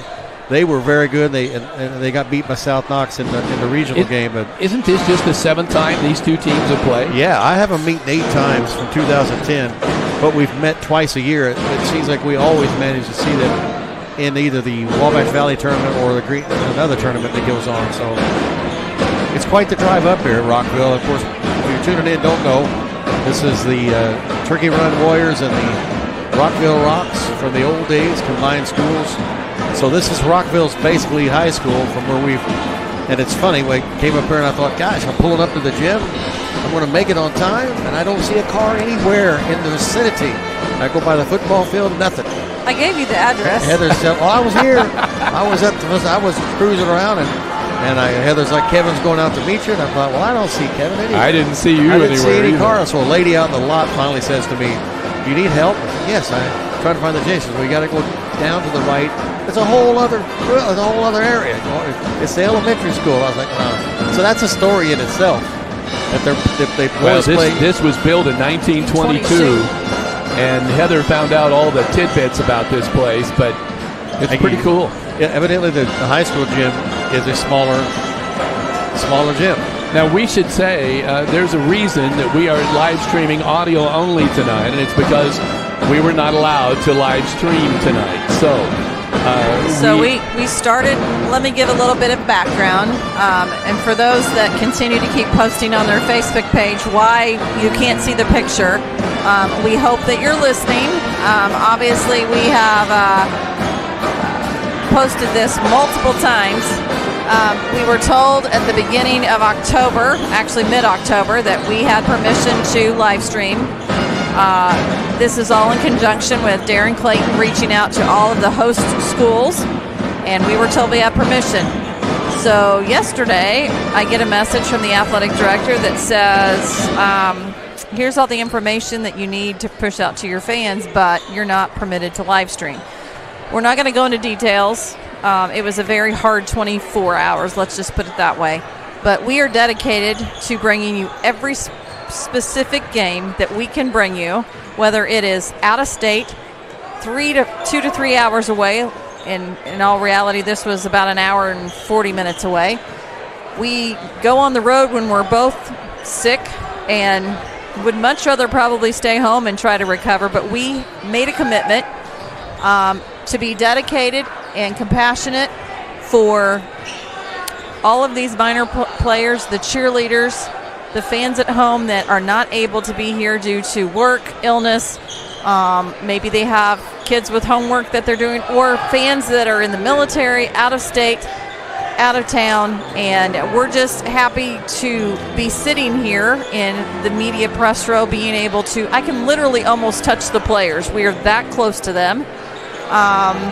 And I'm watching a really great conversation here by Coach Matt Britton and Coach Rich Shelsky, who also serves as the athletic director. You're seeing lots of great conversations go on in the stands, on the floor, in the band. But and we are thankful that Darren Clayton pushed out today some information and some background as to why we were not permitted to actually show the picture. So for those of you that are choosing to stay with us, our loyal fans, we appreciate you. And I got to take a quick second to send out my thoughts towards Josh Newton. Terrific kid, terrific, 39 years old. It's too young to not be here. I have some terrific memories of him as a Linton minor. I'll just give one. Come in early for the football game against Sullivan. I go in the locker room. Nobody's there. It's a good 2 hours before. There's Josh Newton, full dress, full helmet, full pads, tape, eye black, sitting on a stool in the middle of the locker room in the dark. And I said, good gosh, Josh, you're here already. He said, well, if you can't get fired up for Sullivan, you don't deserve to wear the uniform. The last thing I saw of Josh was against Tecumseh in the sectional game where Tecumseh was a great team. We got down to the 5-yard line. Josh reached out and tried to get in the end zone. Got hurt, had to be carried off the field. After the game, I went in to say hi to the kids, and he's on a thing with ice on, and he looked up and said, Big D, I tried. I thought I was in there. I tried. Just the heart of a champion. And Jim and Tammy and his older brother, Jeremy, it's just terrible news, and, I mean, there's really nothing you can say about it. But I want to let you know we're all thinking about you. We should also mention we want to send our condolences to the North Davies Community Schools. Gosh, a bad week. J.D. Moore, who is a 17-year-old junior. I know his mom took some family pictures of them when J.D. probably was 5, so it's been quite a while. But I guess I'm going to use this platform to say don't ever walk on a pond that you think is ice. That's insane, when isn't it? you're out driving and you're, no matter what age you are, when it's the wee hours of the morning, take your time and slow down. Well, we lost 2 other people were killed around Worthington. I mean, to separate incidents, it's just amazing. Right. I don't walk on frozen water no matter what the situation. Let's take a quick moment here and I'm going to throw this up on the screen. Obviously, tonight we're on the road at Parke Heritage, but on Friday night, and I'm going to throw this up, and it's probably going to block some stuff here, but this Friday night we are back home for senior night to honor Garrett McBride, Hayden Feltner, and Tucker Lentz, along with the senior cheerleaders. There's 5 of them, along with the band, the cadets, rifle team members from the senior class. We have a little bit of time change on Friday night because of Evansville Central coming up, so we're getting that confirmed this week and be able to push all of that out. We're going to have our full team available. We're going to have Big D Dan Phillips and Greg Elliott on color, as well as Kevin and myself. And then next week, we are going to head to Eastern Green High School for the 2A Sectional 47 High School Championship. Now, what that means is, I'm throwing these graphics here up on the screen. If any of you follow our Facebook page, if not, you should. But all of these games will be broadcast by Rader Media Sports starting Tuesday night at the Thunderdome in Eastern Green. So Eastern Green takes on West Vigo game 1 at 6 o'clock, followed by South Knox and Sullivan, which will tip off approximately 7:30. Then on Friday night, North Knox will take on the winner of Eastern Green and West Vigo. And game 2, starting at approximately 7:30, your Linton Stockton Miners will take the floor against the winner of South Knox and Sullivan.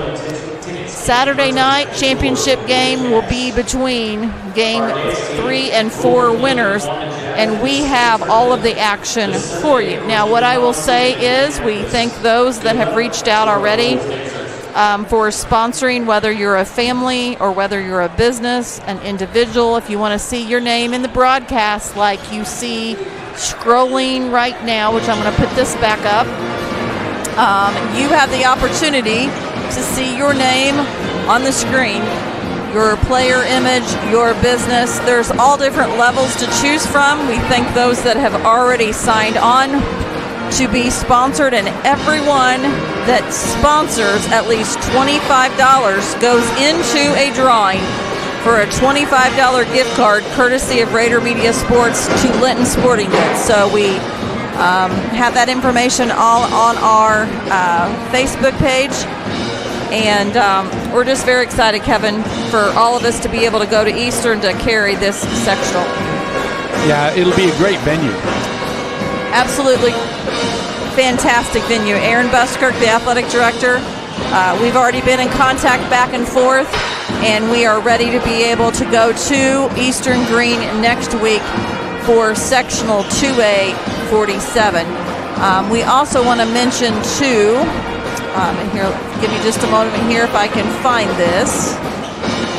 We want to mention that tickets obviously are already on sale for next week's tournament, and you have to buy them individually. It's not a season pass this year. So you can find the link on our website, and you can go ahead and start to purchase your tickets now.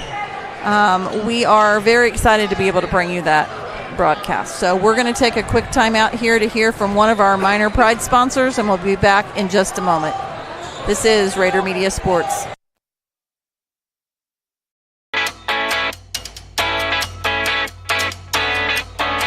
Finding the best coverage for your home, auto, life, and business isn't always a walk in the park. I'm Audrey Sparks at Richard Brown Insurance, your local auto owner's insurance agent. Whether you're buying your first car or starting your own business, finding the right coverage can be a challenge. With great companies like Auto Owners Insurance, I can find the appropriate coverages so that you and your family can be better protected. Come see me, Audrey Sparks, to discuss what coverages are right for you, or give me a call at 812-847-4798.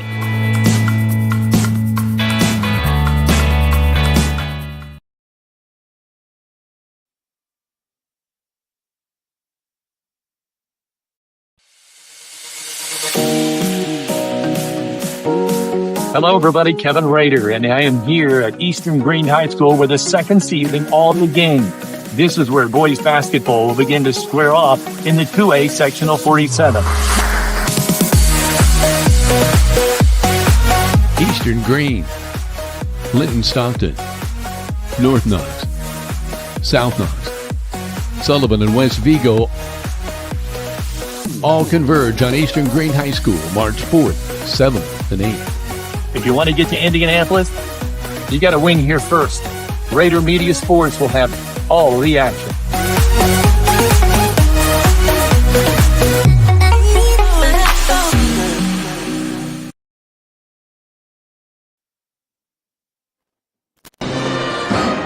Big D, help me out. What song is that the band's playing? This would be Blood, Sweat, and Tears. Oh, BS&T. Oh, man, I tell you. And the band, great tune. There can't be but, 12 band members up there? And they are really doing well. Digging the tuba. Welcome back to the Jordan and Vaught Insurance pregame show tonight. Let's look at, first of all, Parke Heritage.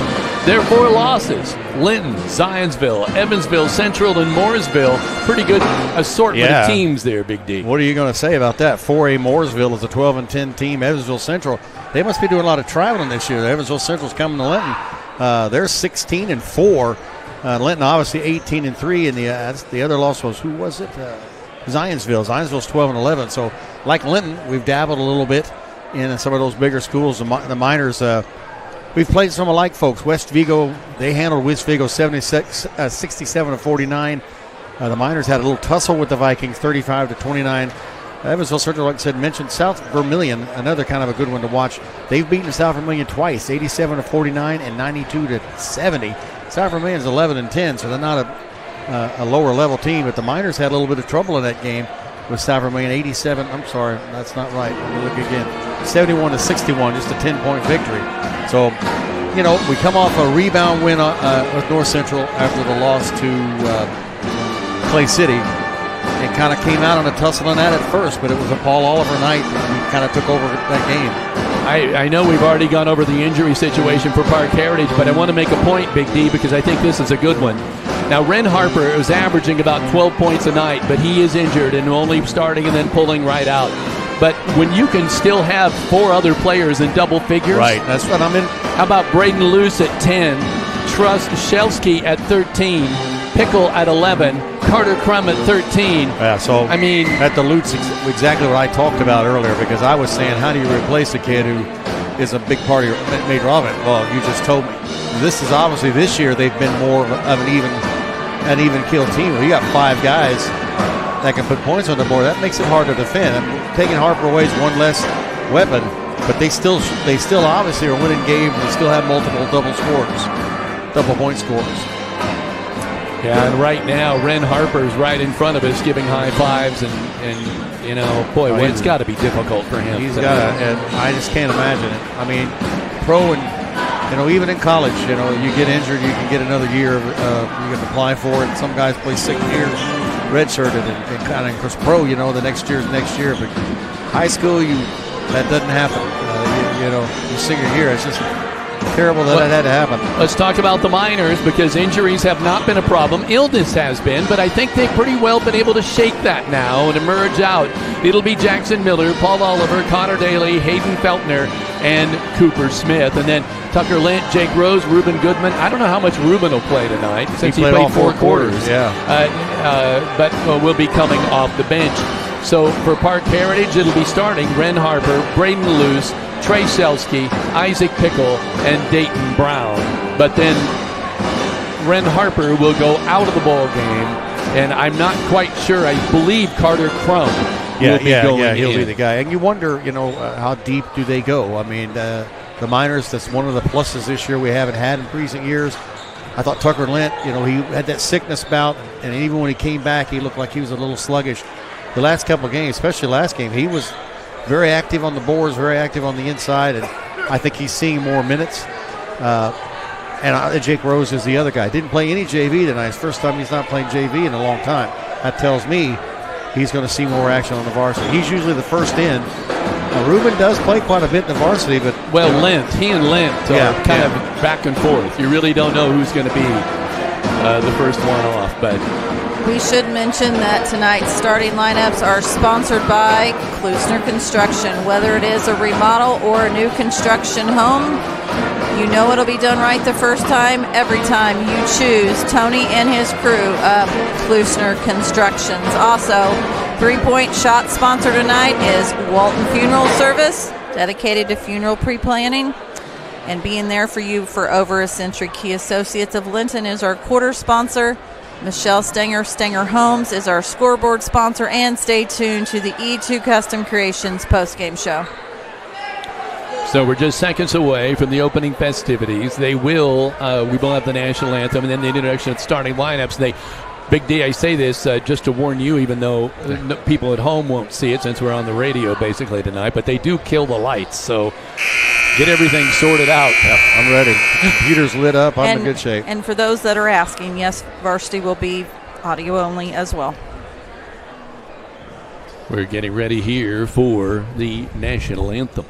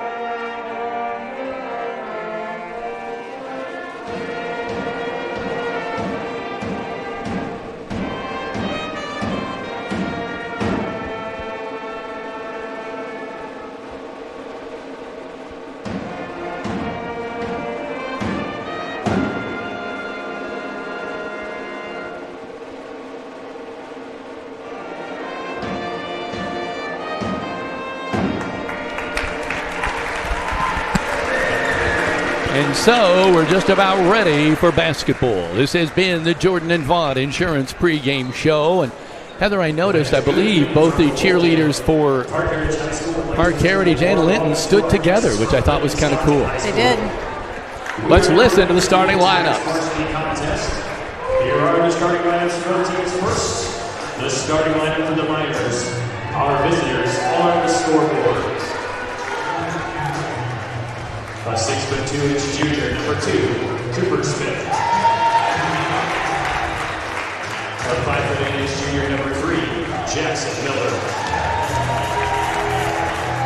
A 6'4" junior, number 11, Paul Oliver. A 6'3" junior, number 12, Hayden Felder.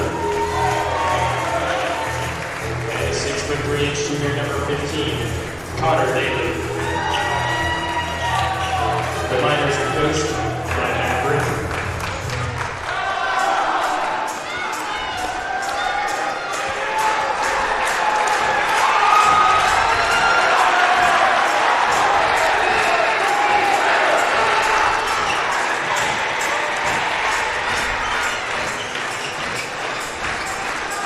And now, let's meet the starting lineup for the Parke Heritage Bulls.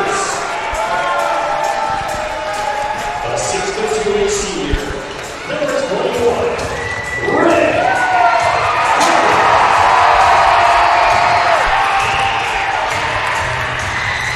A 6'1" senior, number 22, Rader.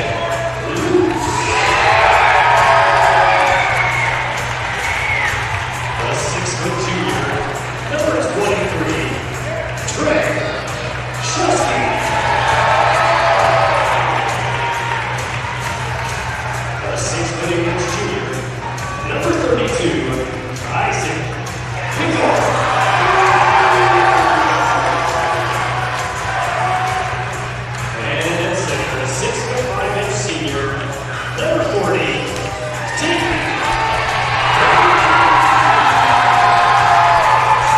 There you have the starting lineups. Now, again, a reminder is Ren Harper will be going out for the opening jump, and they'll have a play for Ren. Since he is injured, he will make the play, and then they will stop play, and he will be substituted for. He'll get the chance as a senior to go out as senior day, as he should. Yeah, that's great. Connor Daly talking to Ren now.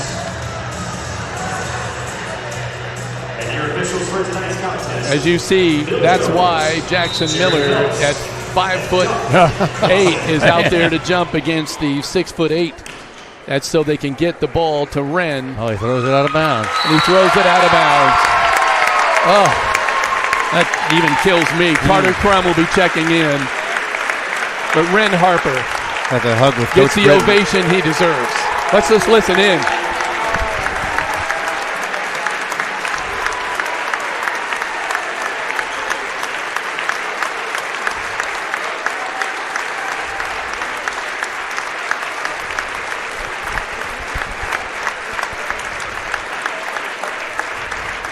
Gives you chills, even if it's not the team you're hoping that would play well. Yeah. The hug with Coach Britton got me. He's still going down, hugging every member of the team on down the bench, but the ball went out of bounds. It'll now belong to the Miners. Jackson Miller bringing the Miners up. Working on the left side. Gets it back out on top to Daly. Oliver on the baseline. Paul goes inside. Feltner. And he tries to get the ball out. It's knocked away by Dayton Brown. Out of bounds. It'll belong to the Miners. Miller to inbound. Oliver with the ball. He's being guarded by number 33, Carter Crum, who is also 6'4". Traveling call. Carter Crum has the defensive assignment tonight, the sophomore, to guard Paul Oliver. They're both 6'4", both about the same build. It'll be interesting to see. Shelsky with the ball, and now over on the right side to Luce. Back to Shelsky, to Daly, or to Dayton Brown, I apologize. Back out on top, Shelsky. Luce, working with the ball top of the key, bounce pass, left wing. They want to go inside. Now they get it inside. They go to Crum, and he kicks it out. And there's the tray by Trey Shelsky. Walton Funeral Service three-point shot. First points of the game, and it's a three-pointer. Daly on the right side, on the left now to Miller. Back to Daly, top of the key. Jackson Miller floats to the right side. Daly has it, starts to penetrate, kicks it off to Oliver. Bounce pass back to Daly, back to Oliver. Oliver will trigger the tray. Ooh. Yes. Paul Oliver responds with a tray of his own. A Walton Funeral Service three-pointer, and it's 3 to 3. It's Miner ball.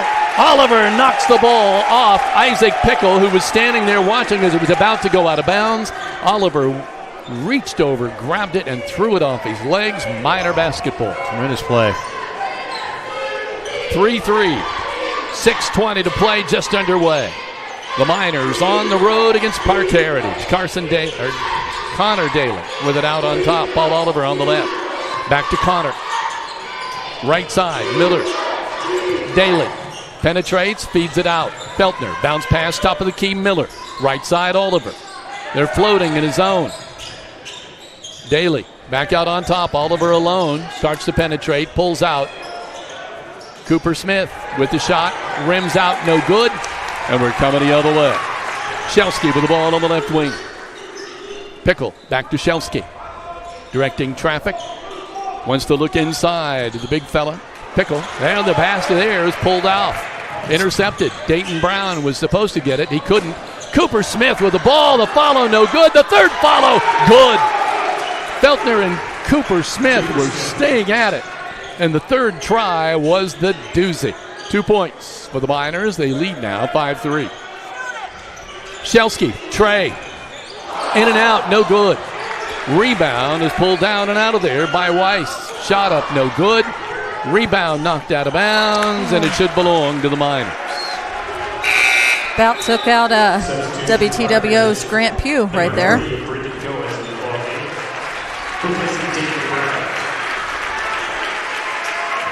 5:07 now to play first quarter. Really just underway. 5-3, Miners on top.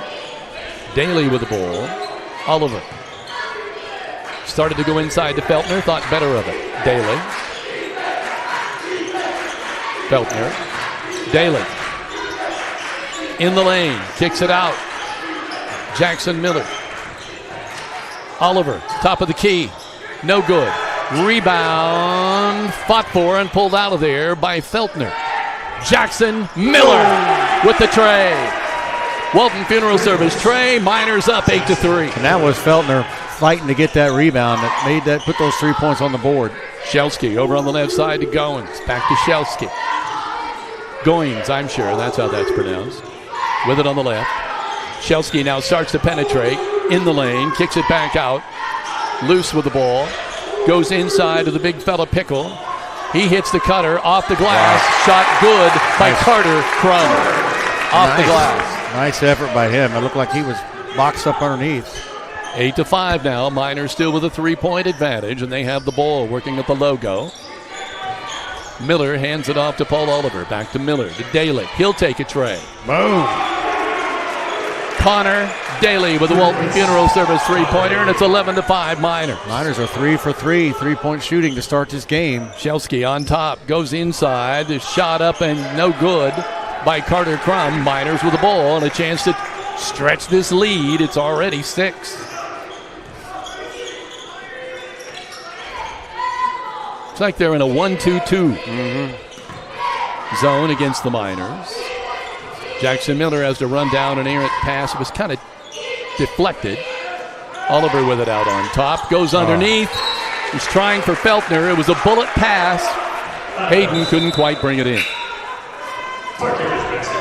Lint coming in. Feltner heading out.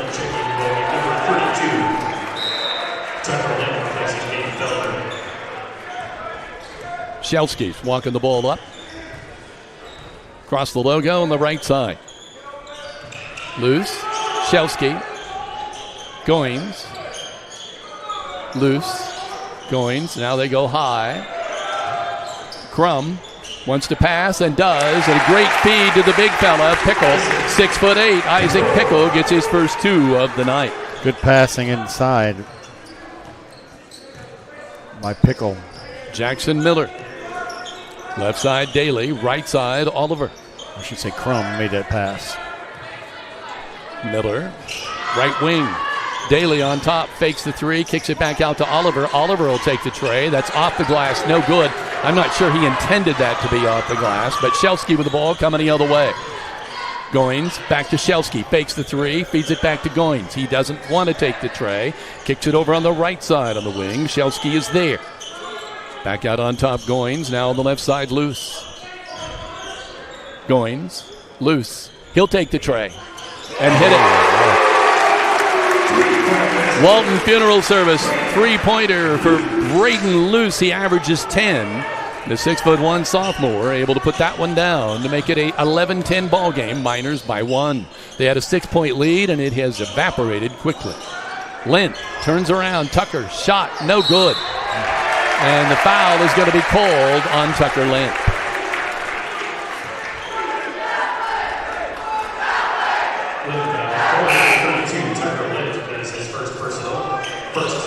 We have our first substitution, and it is, as Big D pointed out, Jake Rose is coming. Oh, I'm sorry, Tucker Lint was our first substitute. Jake Rose is now in.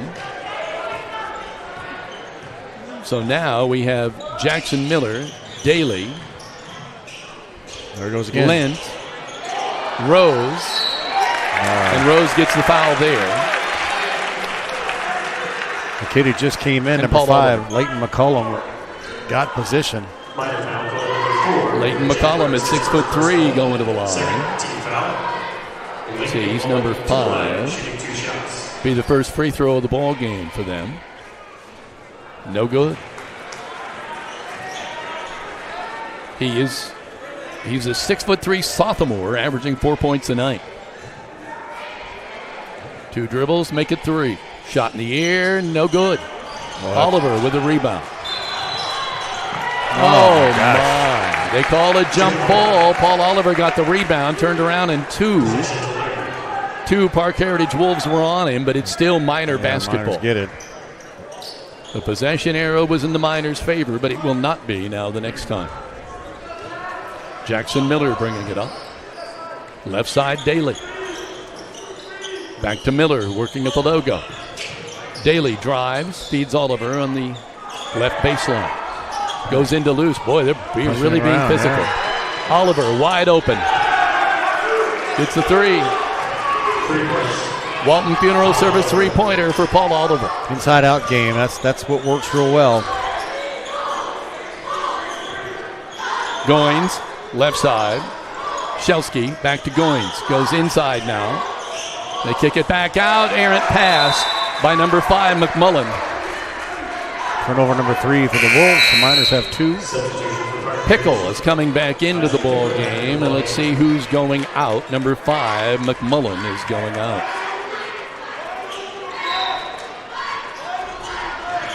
Miners inbound at half court. Goins goes out to meet Jackson Miller. Daly with the ball to the left. Back to Miller. Back to Daly. Bounce pass. Miller.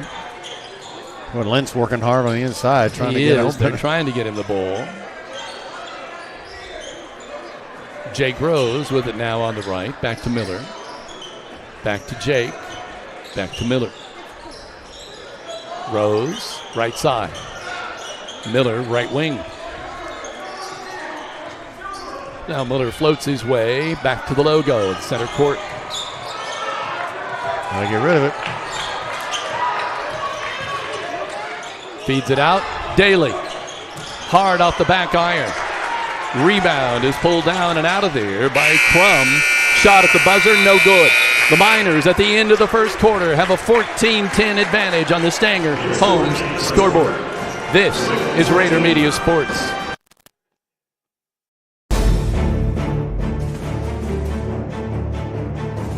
Whether you're looking to purchase or sell a home, the opportunity is better than ever. Take advantage of the falling interest rates. Real estate provides the highest returns, the greatest values, and the least risk. The best investment opportunity will not fit into a safe deposit box, but you can live in it. Go with the tradition of trust. When you are ready to buy or sell, call me, Michelle Stanger at Stanger Homes at 812-219-2307 and start packing.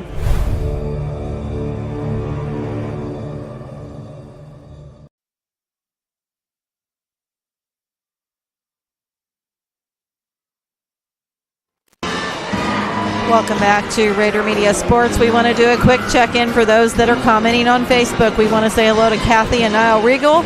Candace Tatlock says, thanks for the broadcast. We're at home tonight tuning in. You guys are doing a fantastic job as always. Let's go Connor and go Miners. Susan Rumpel says, great game, JV. Way to go. Thanks for the audio broadcast. Erlene Van Deventer is in the stands tonight watching grandson Tucker Lint. Margaret Ann Simon, thanks for the audio coverage. You all sound fabulous. Go Miners, go. Susan Montiers listening to the game. Rita and Larry Smith listening at home on the Indiana High School Athletic Association Champions Network. Rita Burgess and Melody Theus both listening at home as well. And Mike Morin is listening on his drive home from Indy. Second quarter sponsored by Key Associates of Linton. Big story in that first quarter was the Miners 4 of 6, shooting 67% from three-point line. Shelsky with the ball on the left side. Now gets over to the right side to Goings. Back on the left, Shelsky. Goings, right side. Baseline. Pickle. Ooh. Was that a 2 or a 3? 2, but that it's 4 for Pickle. That shows some range for Pickle. 14-12. That was a long 2. Lent with the ball. Goodman in the game. Left side, Rose. Jake with it again. Back to Jackson Miller. Shot up, no good. Jake Rose with the rebound, and he follows it up and puts it in. Nice. 2 for the freshman. He's been doing that all year, really. He didn't have any fear at 6'8". Put it up anyway. Going up on top, Goings. On the right side, Shelsky. Now the baseline to Pickle. Back out on top to Goings. Left side, Shelsky. Goings back out on top. Now they shuffle it over to the right side to Luce. Goings. Shelsky wants the tray. Shot off the back iron. No good. Rebound is pulled down by Pickle, and he's fouled before he can even get in the air by Paul Oliver. No shot. He was not in the act of shooting. He hadn't even left the floor yet. Pickle trying to go to the hoop to get the pass. He will not. Goins will get it out on top. Right side, Chelsky. Now on the left side, a tray on the way. No good. Rebound is pulled out of there by Luce. Baseline cut to the hoop. Good. Great play there by Shelsky. Can't give him multiple chances at the bucket. 5 points for Shelsky. 16-14. Miners by 2. Feltner. Hayden spins in the lane. Kicks it back out. Jake Rose. Nice drive. A runner into the lane for 2 for Jake Rose. Not a fear of the big boys. 18-14. Miners on top. Goins out on top.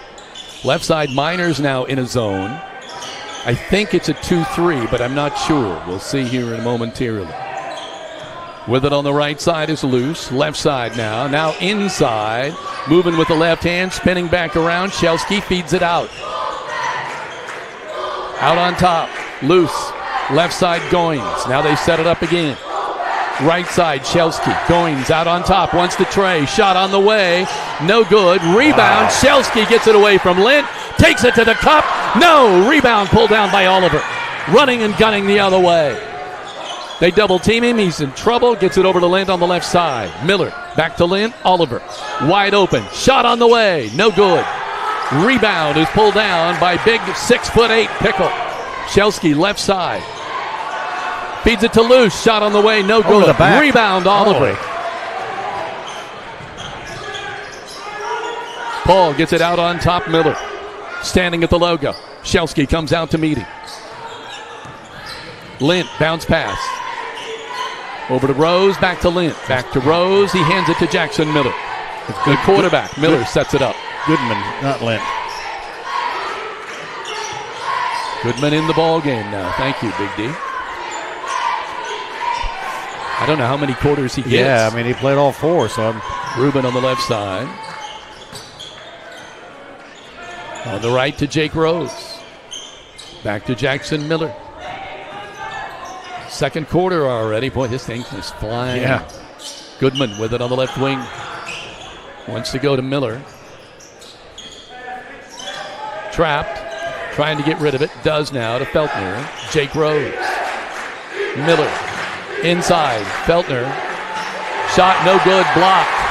He was open when he first pivoted around, and then he did an extra pivot. It got him in trouble.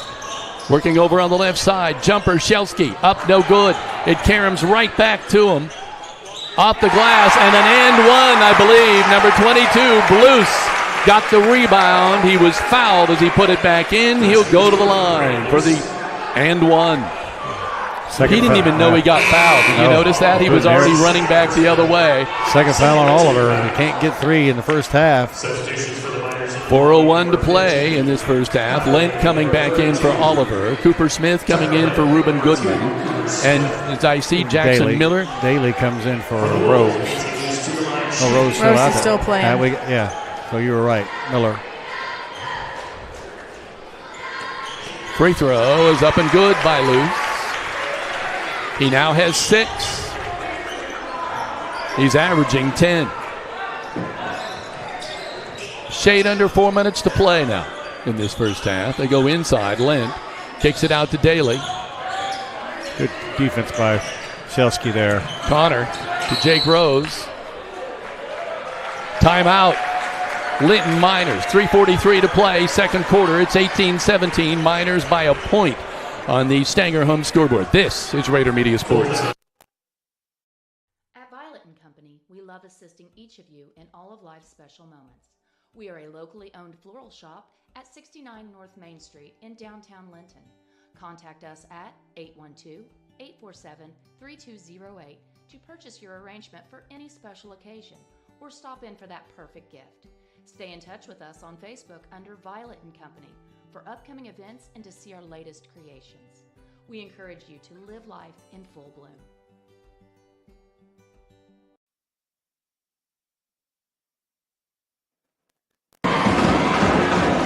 So if you look at it so far in this quarter, it's like an 8-4 quarter, is it not? Yeah. With the Wolves of Parke Heritage with the advantage here in quarter number 2 with the Miners. still cling to a 1-point lead, 18-17. Both teams with really tight defense. Both playing zones. Yeah, but they come out on the shooter real quick. Smith, Feltner, Lind, Miller, Daly for the Miners. Miller with the ball at the logo. Half court, over to Daly. Back to Miller. Daly. Ooh. Cross court, almost picked off, but Tucker Lent takes it to the cup and banks it off the glass. His first two. Powerful move going down. That pass. Good pass. It was barely got there, Daly. Yeah. Goins out on top, inside now to Crum. He's trapped, gets it back to Goins. He wanted the tray, thought better of it. Floats to the right wing, left side Shelsky. Miller on him. Out on top Goins. Right side, Shelsky in the lane, kicks it out. Wide open three on the way, good by Braden Luce. His second Walton Funeral Service three-pointer, 6, 8, 9 for Luce. And as I said, he's averaging 10, so he'll maybe get his game average by halftime. Yeah, he's got a sweet shot. Game is all tied up, 20 up. Miller with the ball out on top, directing traffic, telling Feltner to get to the top of the key. Daly. Pass into Smith. He tries to go to Lent. One pass too many. One pass too many. Luce with the interception, coming the other way. Goins with the ball. They're trying to get their lead here. Oh, gosh. Trey on the way. No good. Rebound. Up and no good, but a foul called. Carter Crum, the 6'4" sophomore, will go to the line. Yeah, they're getting inside position on that offensive board. The foul's going to be on Feltner, but more importantly, that gives them two shots, a chance to take the lead at 2:10.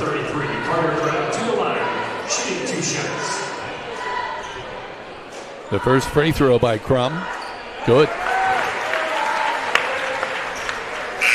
Gives his team a 21-20 lead. Now McMullen getting ready to check in, I think, or did he? No, he's got to wait. He's coming in for Crum. All right, Crum's second free throw. On the way. Good. 4 for Carter Crum. He shoots 76% from the free throw line, so that showed right there. 22-20. Wolves on top. Miners to inbound the ball. Just a shade over 2 minutes now to play in this first half. Miller with it out on top. Daly sees an opening, kicks it back out. Smith, left side, Miller. Reverse pivots, pulls it back out. Yeah, Goins stays right with him. Right side, Daly. Cuts to the glass. Blocked out of bounds, but it'll stay with the Miners. Daly says he was fouled. And now he gets a warning. The referee, I don't know how he could hear in this crowd, but he just gave Daly a warning. I think that was number 5, McCullum, that actually... He's still talking to Daly. There we go. There, and one. So Daly gets the referee on his side after all. Shelsky's going to pick up a foul. Good power move by Daly on the inside. You know, with Oliver out, that kind of falls to Daly. Yeah. It's 22-22. Daly breaks the tie. 6 for Connor. 1:40 to play, first half. Miners with a 1-point advantage. They're trying to go up underneath. They do. Shelsky now. Shot on the right side. No good. Lynn is decked. And now they're finally going to call something. Man, Tucker Lent was sandwiched. That looked brutal. I was afraid he might be hurt because he fell on his back. McCullum gets that foul, number 5. He acted like he didn't know he'd foul. I thought, man, how do you not drive a truck into there and not know? Shelsky's just 1 of 5 from 3. Miller, Daly. Back to Reuben Goodman, who's now checked in. They're just reversing it back and forth at top of the key. Daly. Oh, sweet move. Connor Daly with a beautiful move to the hoop for 2. 25-22 Miners. Shelsky trying to get it back, and he goes inside to the big fella. Pickle, and he slams it home. Boy, 6 for Pickle. That's pretty impressive. Smith gets it out. That electrifies this crowd, but see what the Miners can do with it. Miller with the ball at the logo. Left side, Reuben Goodman. Oh, boy, they're physical. Miller. Great. Nice feed to Cooper Smith, but he can't hang on to it. It's on the floor, and we're going the other way. Shelsky, right side, loose, jumper, yes! Oh, and it's a 3. The third Walton Funeral Service three-pointer for Luce. Well, Shelsky's not hitting them, but Luce sure is, and now we got a shove. We got a foul on. The coach. I mean, it looks like the Wolves are going to get the ball. Going to get the ball or get the shoot? Goodman gets a foul. I'm not even sure how. So they've got the ball now with a 2-point lead, 27 seconds. I think they're still discussing it. Let's see. I mean, well, coach is not upset about it. Well, he was. He fired up off the bench, Coach Britton. Not a way to end the half. Nope. 2-point edge here. They get it out on top now to Luce. Hands it off to Shelsky. They're going to try to ice this for just a few seconds. We're under 20 seconds to go. The crowd rises to its feet for their Wolves. They have a 27-25 advantage. They're trying to add to it here. Cross court, picked off by Daly. Miners coming the other way. Shot good off the glass. And Daly was fouled and nothing called. And he's letting them know, but he gets the 2-pointer at the buzzer. And coach is now wondering why there was nothing called on with Daly going to the hoop there. There should have been. And Coach Britton is letting him know. Red. He's literally red. I don't see him get mad very often. Coach Britton does not get mad, and I think this referee knows Coach Britton because I get the feeling they're walking off congenially here. Yeah. But he's pointing toward the locker room, and Coach is not having any of it. He just keeps walking. So maybe that wasn't as congenial as we thought. But it is 27-all as we go to the halftime show on the Stanger Home Scoreboard. This is Raider Media Sports. Good at a lot of things, like cheering on the Miners to victory. Indiana Farm Bureau Insurance Agent Jathan Wright is good at making sure your insurance needs are just right for you. That's why Jathan is here to help you work through any questions you might have about your auto, home, renters, business, and life insurance. Then you can get back to making sure the Miner fan section is louder than the other team. Talk to Jathan. Stop in or submit your information online and give him a call at 812-798-2615. Start with Indiana Farm Bureau Insurance and stop knocking on wood.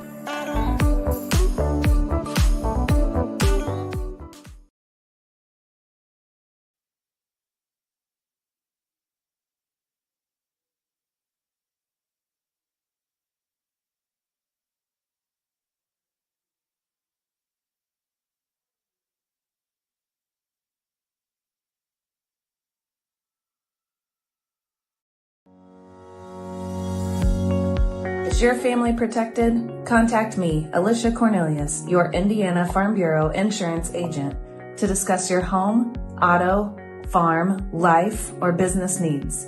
It's not just about protecting my family. Let me help protect yours too. Proudly serving Indiana, call to speak with me, Alicia Cornelius, one agent for all your insurance needs.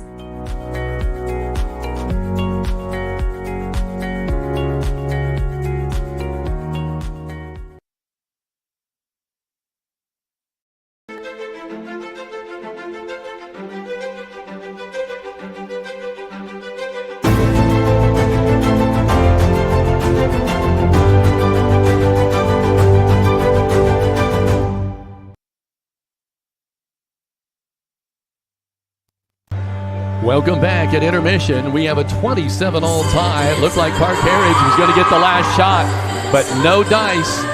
The Miners come away with the ball, and Connor Daly takes it coast to coast for his 10th point. Let's look at the scoring for the Miners. Jackson Miller with 3, 1 tray. Paul Oliver with 2 trays for 6. Connor Daly with 10, including 1 tray, and 1 for 1 from the free throw line. Cooper Smith with 2, Tucker Lent with 2, and Jake Rose with 4 for 27 points. For Parke Heritage, their 27 points, they come basically from 4 people. Braden Luce with 12 points, including 3 trays. Trey Shelsky with 1 tray and a basket from the field for 5. Pickle with 6 points, including an electric slam, and 4 points by Carter Crum, including 2 for 2 from the free throw line. When we take a break, when we come back, Big D will have the stats behind all of this when we return. This is Raider Media Sports.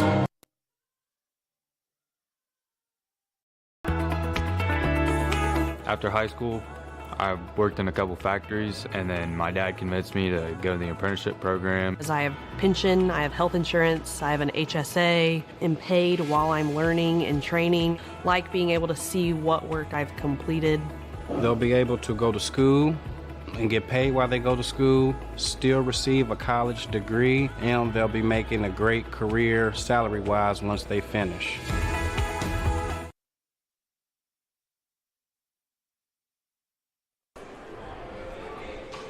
Welcome back now. We turn it over to Big D for a look at the stats behind this story. I feel like I have to go into golf voice here. I know you kind of do. Yeah.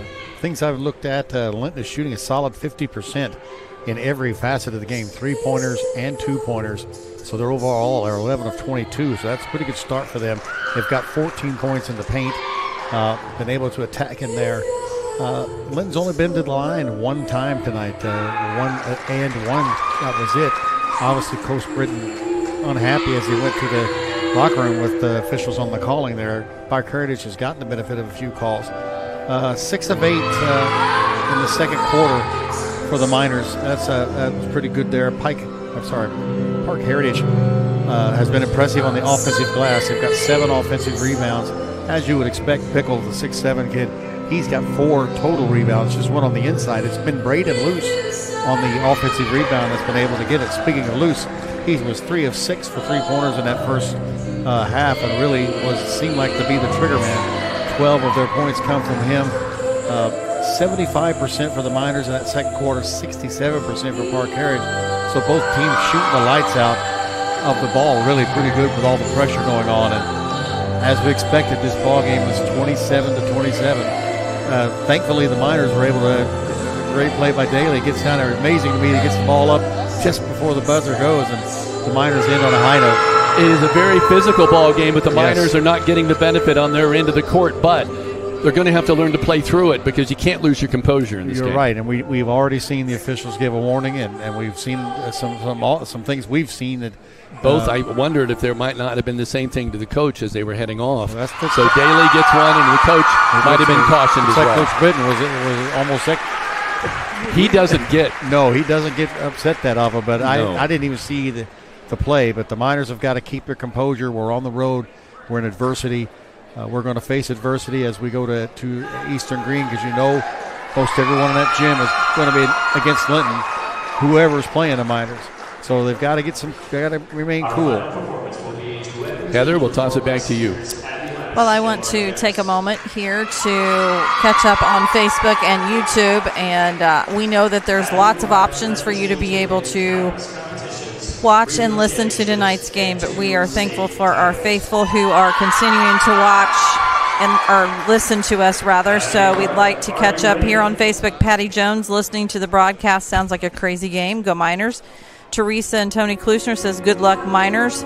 And then we'd also like to say hello to Kathy and Wayne Elliott that says thanks for being there. And Kevin, I think this is a good opportunity quickly for those that are going to go back and re-listen to this, or maybe that just joined, as to why we are showing only a static basketball court with a scoreboard and a scrolling cue at the bottom. We are doing that because we were given initial permission to come in and live stream this game, but then it was pulled at the last minute, and by the last minute, I mean yesterday. And so we had to make a decision. Were we going to continue to come and do audio, or were we just going to sit this one out? And we thought it was just too big of a game to sit it out. Well, number one, we were told at the very beginning of yesterday, no, you're not coming at all. And And then, it would have been really easy for you and I and Big D just to stay home tonight. Yeah, that would have been the easiest thing to do, but we're not that way, and we're going to fight for our minors and fight for the broadcast. And so I got a text from you saying we're not doing the game, and then hold on. Yep. Some strings are being pulled, some calls are being made, and then by the end of the day, we're back on. And Kevin, you and I on the Marshall game, what was it, 2 weeks ago? You and I were both extremely sick. And that would have been the game to stay home for, but we know that almost, an hour away, we wanted to be able to be there. So thanks to Darren Clayton, who we called and said, look, this is our idea, and this is what we want to do. And he fought for us, and he got us here tonight. So we want to say thank you to him. Thank you to Rich Shelsky, the athletic director and head basketball coach, who,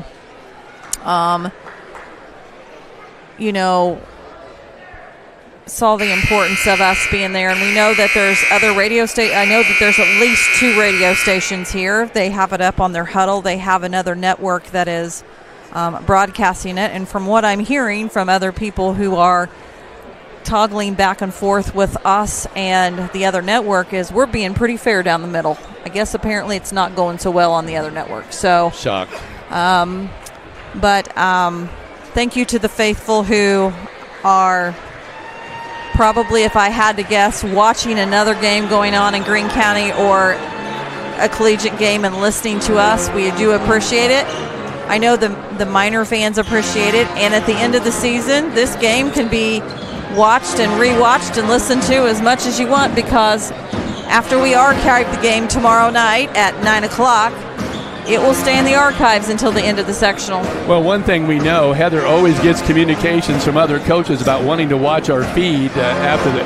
We won't get that this time, Heather. Well, it's amazing to me how I keep getting called Coach Rader a lot in my email.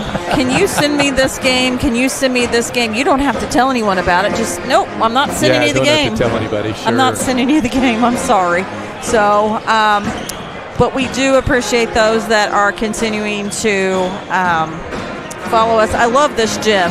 Yeah, I love this position we're in. I feel like we're in the action. I love this game. It's a great game. Yeah, it is. And it's going to be great down the stretch. Right, focused on 2 players right now. It'll be Connor Daly for the Miners. He's 3 of 4 from 2-point, 1 of 2 from 3-point, 1 of 1 from the line. So he's shooting 67% from the field. He's got 2 assists. He's got 2 steals. On the other side of that coin, I would look at Braden Luce, number 22, with 12 points. He's 4 of 8 total, 1 of 2 from 2, 3 of 6 from the 3-point line, and he's hit 1 of 1 with the free throw. 3 offensive boards has probably been just as key as those 3-pointers, because they probably resulted in second chance points. The thing is, Shelsky hasn't been hitting the 3-pointers. We don't want him to get hot as well as Luce. I just want to do one more side note. When we go to sponsors and we tell them this is how many games we think we're going to do for a season, this is what our projections are, we have only this season been blocked from one school before tonight, and that was Terre Haute South. And then obviously we were blocked tonight, but we found a loophole to get around it. We encourage all of you who are sitting in the stands at home and who are watching on the road games, and if you're a sponsor, a potential sponsor in a business, keep us in mind, because we are fighting for every game we can do. And we came to this game tonight obviously to fight for the Miners and follow the Miners, but we're also fighting to be able to promote you who entrust us to promote your business. Let's look at the team that's going out for Parke Heritage. It will still be Trey Shelsky, who's played tremendous. Braden Luce, number 22. Number 32, Isaac Pickle, all 6'8" of him. Number 33, Carter Crum, all 6'4" of him. And then I think, it's Goins, number 3. Yeah, and he's been a defensive stalwart. He operates the offense. The Miners look like they are the same. Feltner, Miller, Daly, Cooper Smith, Paul Oliver, and Cooper Smith. Now, Paul doesn't need to pick up that third foul real quick here either. Third quarter is sponsored by Key Associates of Linton. Jackson Miller working it at the logo.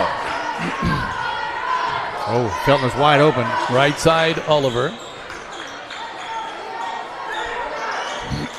Missed him on the inside. Looks like a Miller, Oliver.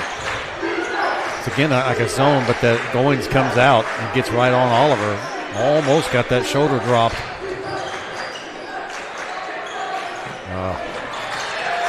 Feltner saves it. He does Jumper save it. inside the lane, no good. Rebound tipped by Smith, and it goes into the hands of Jackson Miller. The Miners will set it up. Smith made that play. Oliver. Goins on him. Kicks it out to Miller. Jackson back to Oliver. Right side, Daly. That looked good. Off the front of the rim. It did look good, but no go. Coming the other way. Shelsky. Kicks it out, Goins. He's going to take the tray. Boy, that looked good, too. No good. Oh, my gosh. Shot up, no good. Rebound falls to Daly. Bounce pass, Feltner. Fakes, gets it out. Miller. Daly. Shifts between its legs, kicks it off of the right-hand side to Oliver. Bounce pass, top of the key, Feltner. Kicks it out against the zone to Miller. Back to Oliver. Top of the key, Smith. Has it stripped away from him. Fights for it. Oliver's going to come up with it. Kicks it over on the right side. Feltner eyes the tray. In and out. Oh, my. That was as close to going down as humanly possible, but it popped back out. 27-all. 6 minutes to play, third quarter. He doesn't normally take that three-pointer, but he had to take that one. Goins inside, passes inside to Carter Crum, and Crum gets the basket. 6 for Carter. He's averaging 13. Well, that shot's open, too, at the stripe. Cutting inside, he gets it. Miller, Oliver. Daly, Oliver. Daly. Back to Oliver, this time on the left wing. Puts the ball to the floor, gets it underneath to Cooper Smith, and he wisely doesn't dribble the ball. He just went right up with the ball. Right on the nose. 2 points for Smith. Right on the nose. Here's a slam bam by Isaac Pickle. 8 points for Pickle on the slam. It wasn't a rim rattler, but it did the deed. Working on the left side, Paul Oliver. 31-29. Good move. Miners trail. Oh, Daly took it to the cup and it went out of bounds, and I think he's upset with himself. He runs his hands, both of them, to his hair like, what in the world? He had an open path to the hoop. Yeah, couldn't get it down. Some good defense, though. That big guy got in there. Miners still get the ball, though. They inbound it to Oliver. Paul spins, goes to the cup, and gets it off the glass. 8 for Paul Oliver. 31-all. Goins with it out on top. Miners right now in a 2-3 zone. Goins, they go inside. Crum kicks it back out. Ooh, he was close to being out of bounds. He gets double teamed down there. Gets it out to Goins. Now to Luce. They feed it to the big fella off the glass. Isaac Pickle has 10, and he's making his presence felt here in quarter number 3. Lint getting ready to check in. Yeah, they've been going inside. Seems like that's what their halftime talk was about, getting the ball inside. Cooper would have spun to his left. It was there. Oliver short off the glass. Cooper, Smith, turnaround jumper, in and out, no good. We're coming the other way. They go to Shelsky. He wants to go up with it. No, he passes it off at the last minute to Luce, and that's a tray. A Walton Funeral Service three-pointer, 15 for Braden Luce. He's averaging 10. He's playing out of his mind tonight. 3:43 to play, quarter number 3, 36-31. Wolves timeout on the floor. This is Rader Media Sports. Whether it is a remodel or a new construction, you know it will be done right the first time, every time, when you choose Klusner Construction. Call Tony Klusner and Bart Wade of Linton today.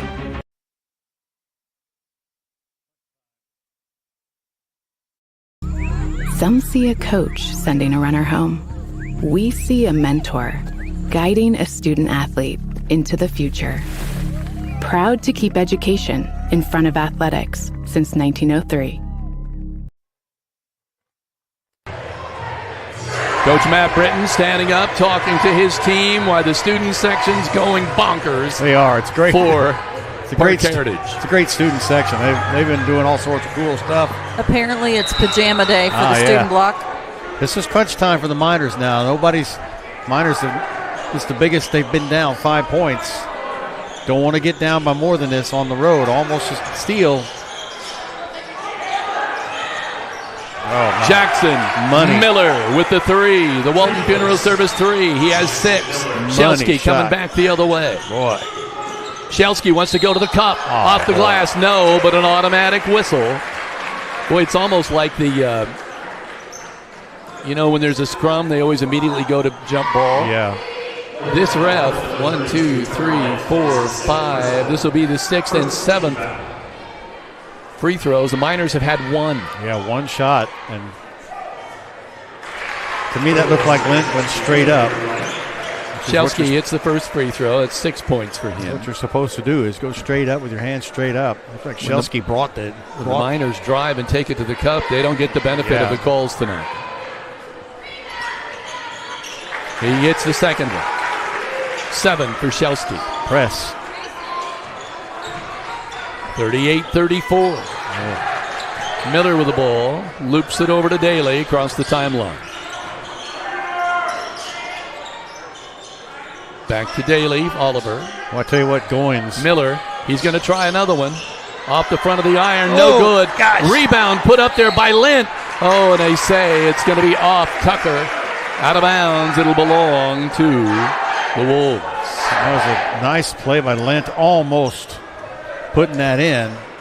I don't think you can bring it down because I think the big guy will have you trapped. But Shelsky on top. Working on Daly, and there an automatic whistle. He said, that's what Connor's saying. I went straight up. When the offensive guy leans into you, drives and leans into you, it hits you going straight up. Usually your defense, the arm will come down, and that's where you get the foul at. Again, this will be the 8th and 9th free throw for the Miners, shooting 1. First foul. Oh. Well, the gods basketball gods might have heard me. Shelsky missed the free throw. It was the first foul on Daly. He shoots 67% from the free throw line. He's a sharpshooter, so How about Braden Luce tonight? 4 of 7 from 3-point. He missed them both. Ball tipped out of bounds. God. It's going to belong to the Wolves. And to disregard the fact that the Parke Heritage kid came over the top to try to get that ball. Shelsky will inbound. Tries to do an alley-oop. It didn't work. Goins a 1-on-3. Smith gets it off the glass for his 6th. 38-36. Miners trailing by 2 to Parke Heritage. Parke Heritage with the ball. Working on the right side, Luce to Goins. Left side, Shelsky. Drives with the left hand, kicks it back out to Goins, over to Luce. See Miller getting right out there back on to Shelsky. He's wide open for the tray. No good. Gosh. Rebound is pulled down and put back up and in by Carter Crum. Offensive board. 8 points for Crum. Oliver coming the other way. That's their 9th. Loses the ball out of bounds. It'll go to the Wolves. Jake Rose coming in. Jake Rose checking in for Cooper Smith. Crum with 2 offensive boards. They have 9 offensive boards of their 17. Puts it right back in.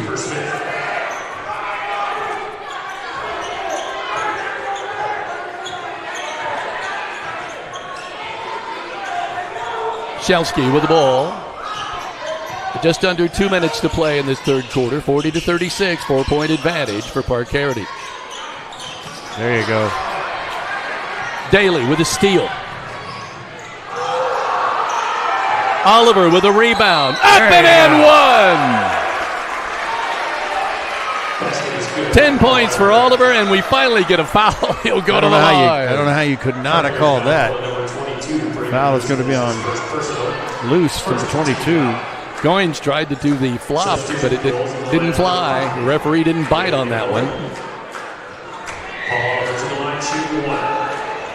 Oliver. Free throw on the way. No good. Paul gets his own rebound. Off the glass, no good. Gosh. Pulls down the rebound, up and good. He'll get another three-point try, and one. Persistence. Unbelievable. Crum's going to get that foul. 33. Boy, just intense. His 10th point. Coach Shelsky in front of me turns around and says, how do you stop that? Shelsky. Trey on the way, up no good. Rebound by the big man, no. Pickle puts it up and in, 12 points. And he's got the Miners in a pickle because he's got 12. Yeah, that offensive board again, that's number 10. Miller on the left side, Oliver on the top. Miller, Daly now on top. Back to Miller on the left wing. Daly. Oliver on the right side now. The whole offense shifts. Jake Rose with the ball. Kicks it back to Oliver. Paul drives in, stops, pops, off the iron, no good. Rebound, saved to Daly by Miller. Jake Rose kicks it out to Oliver. They'll set up the offense again. Miller sized up the Trey, thought better of it. Gets it back out by the logo, hands it off to Oliver. We're just a shade under 40 seconds now remaining in this third quarter. The Miners might be working for one. Daly on the right side. Great move, but ends up passing to Paul Oliver. Little shake and bake at the top of the key. Oliver right side to Rose, back to Oliver. Left side, Daly. Now we're just a shade under 20 seconds to play on the third. Back to Miller.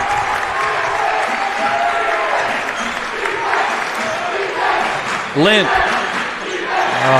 Wanted to go to Miller. The pass picked off. Shelsky. Jumper off the iron. No good. It will stay 42-40.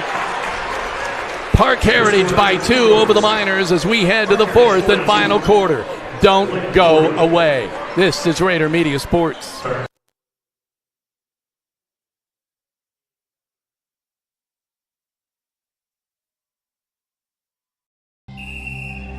Some see a student athlete working on his shot. We see a powerful lesson in persistence.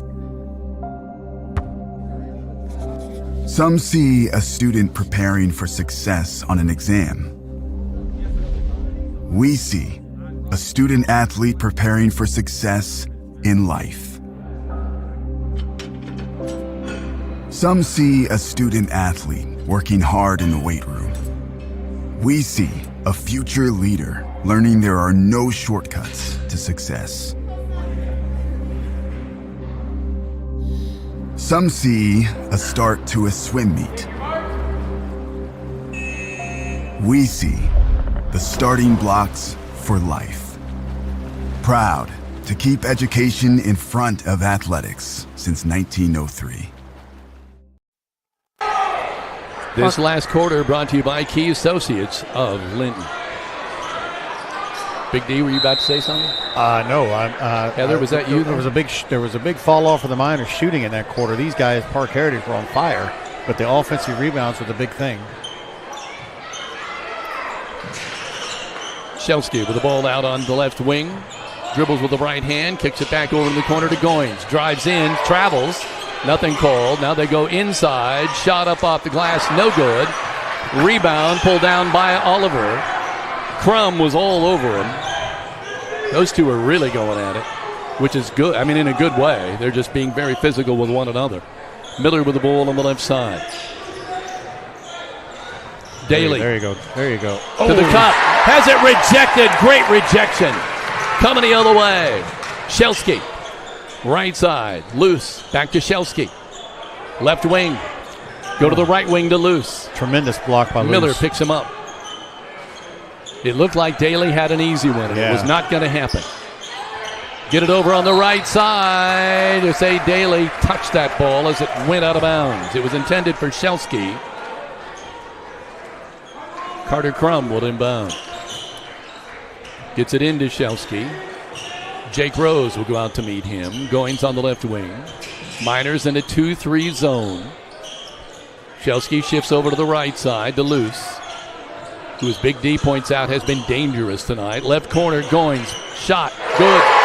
A tray for Brendan Groins, his first Walton Funeral three-pointer, and in fact his first scoring of the game, period. And it's a big basket, 45-40. Wolves on top, Miners with the ball, Oliver on the right side. Daly, left side, Jake Rose loses the ball. Goins is going to take it up. No, he misses it. Daly with the ball. Great defense by Jake Rose. Daly coming the other way, flying. Feltner, Trey on the way, no good. Rebound pulled out of there. Shelsky firing the other way. Rock and fire. Goes to the cup. Will not get the basket, but he will go to the free throw line. Can I just make an observation? If you could have seen how far Paul Oliver was up in the air and came all the way down. These guys are playing with such grit. Meanwhile, Paul gets foul 3. Can't afford to get down by, you're down 5 now. With Shelsky going to the line. He's surprisingly just 2 of 4 from the line. Number 23, Trey Shelsky to the free throw line, shooting 2 shots. Shelsky steps up.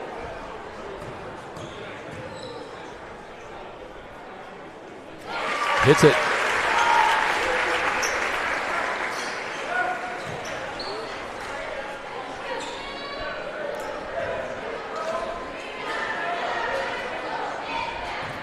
Shelsky has some bright pink shoes on.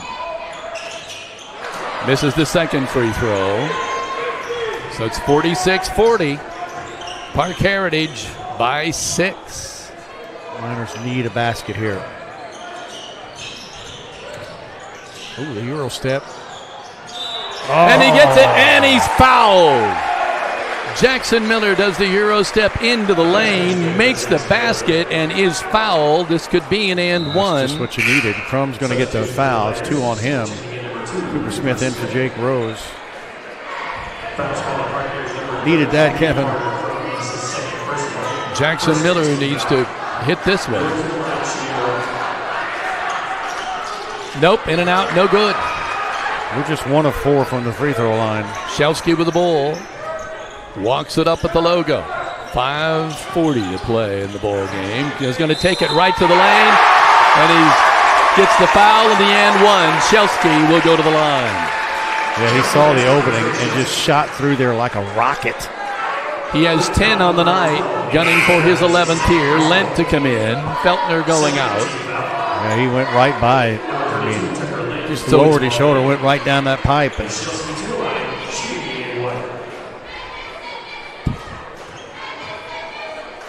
Shelsky misses again. Oliver with a rebound.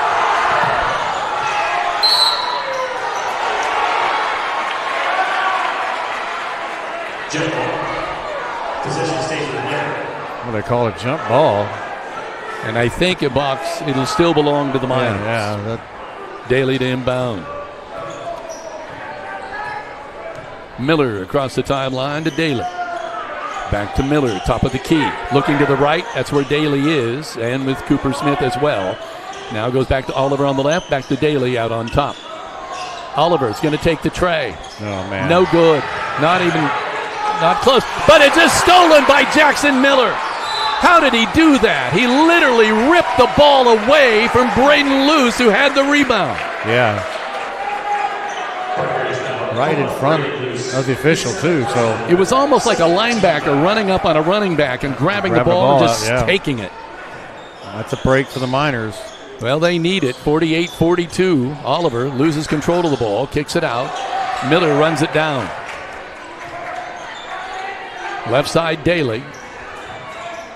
Oliver. He wants to take it in, and he does. Shot up, no good. No foul called. Oliver on his back. Shelsky coming the other way. He had a chance to hit a cutter there and did not. Crum working the baseline. Off the glass, good. Paul tried to hit the ground. 10 points for Crum. Oliver on the left side. Miners call the timeout as Oliver cans a tray. 50-42 is our score. 4:28 to play. Parke Heritage on top. Looking to buy or sell your home? Trust the local expert Corey Motter. He knows Greene County inside and out with years experience and a passion of helping you find your perfect property. Close it with Corey and make your real estate dreams a reality. The Grill open 7 days a week with a large menu featuring daily specials. Dine in or carry out your favorites for breakfast, lunch, or dinner. Located in downtown Linton, this family-owned business has something for everyone. And is your family protected? Contact Indiana Farm Bureau Insurance Agent Alicia Cornelius to discuss your home, auto, farm, life, and business needs. It's not about protecting her family. She says, help me protect yours, too. Proudly serving Indiana. Call 812-582-8941 to speak directly with Alicia. One agent for all of your insurance needs. 4:28 to play. Connor Daly to inbound from the side. It's 50-42. The Parke Heritage Wolves on top of the Linton Miners by 8. Oliver with it out on top. Goes to Miller. To Daly. Trey on the way. Good. That's such huge shots. You got to have those. Walton Funeral Service 3-pointer. Got to have some defense here. 4 minutes on the clock. Down by 5. 13 for Daly. Shelsky on the left-hand side. Daly picks him up. McMullen now in the ball game. He's got the ball on the left-hand side. They want to go inside to the big fella, Pickle, and they've not been able to do it. Loose with the ball. Miller picks him up. Miners have now switched to a man-for-man. Driving in, they kick it back to the big fella. Pickle, shot up, no good. Oliver with a rebound, and he's off and running. Goes through Shelsky off the glass. The shot is blocked, but the follow is good by Tucker Lynn. 4 for Lynn. Shelsky now flies the other way off the glass, no good. Rebound, blocked. Shot blocked off Paul Oliver. Knocks the ball away, but did they call a foul? What did they call? I think so. They sure did. That was a good block by Oliver. That's his 4th. That's his 4th, so he will probably, no, maybe not. I don't know what they'll do. Right now, Carter Crum is at the free throw line. He is 2 for 2 from the line. Make it 3 for 3. They're 7 of 13 for the night, 54%. Miners just 4 times to the line tonight. Yeah, they're not going to get any breaks that way. Second free throw, good again. 2, 4, 6, 8, 12 in the game for Crum. Jake Rose is now in the ball game. They try to get another three-point shooter in here as they trail 52-47 by 5 with 3:15 to play. Let's show 4 Wolves in double figures tonight. Daly takes the tray. Oh, my goodness. Connor Daly cans the tray. Big shot. 52-50. Walton Funeral Service 3-point shot. 16 points for Daly. He's keeping Shelsky the Miners alive. Working on the left side. Wants to go over here in the corner. Nope, he's going to take it to the cup. Shot off the glass. Great shot by Shelsky. Yeah, I just don't know what you can do about that. 2 points. He just took it in on Daly and made it count off the cup or off the backboard. Good defense, too. Just a great shot. Daly. Miller looks at Oliver and backs it off. Daly on the right side. Miller. Daly. Jake Rose. Into Oliver. Oh, man. Paul tries to pass it to a cutting Lint. It's going to be a jump ball, is it not? Whose is it? It is the Wolves of Parke Heritage. Get the break. Just one pass too many at this point. Cooper Smith getting ready to check in. Jake Rose coming up. Feltner coming in too, so. Feltner coming in. Oliver going out. Trying to give Paul not a chance to get that foul on the defensive side of things. 2 minutes, 12 seconds left. The Wolves lead by 4, 54-50. Well, you're getting your money's worth tonight. This is a tremendous basketball game. 2 minutes. The Miners won it last time, 53-50, back in December. And right now it's a 4-point advantage for Parke Heritage. Pickle. Shelsky working out on top. Daly comes out on him. Shelsky wants to drive. Daly cuts him off. Shelsky backs it up. Daly eyeing him. Oh, good. Miller goes for the steal, and what do they call? Nope. Calling on the Miners.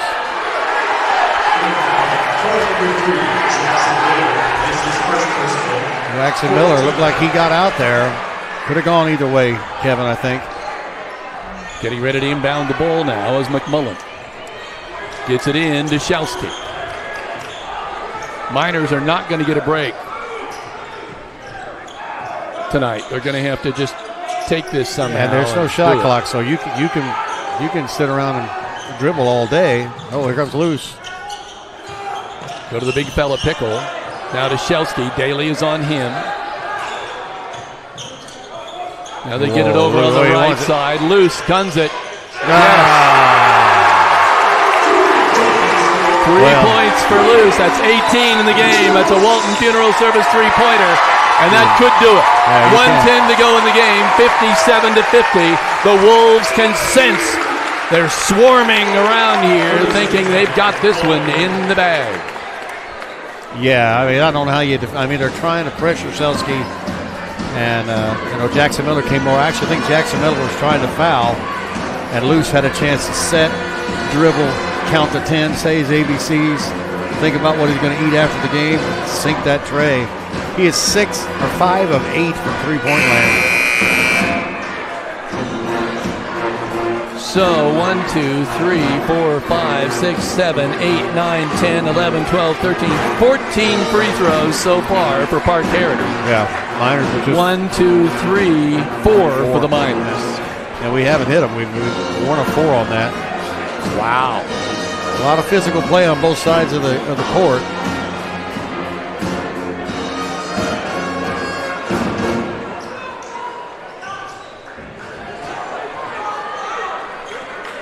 Oliver is now back in the game, and he should be at this point. Daly with it. Yeah, they don't have time to play around. They've got to attack or fire to three. Feltner.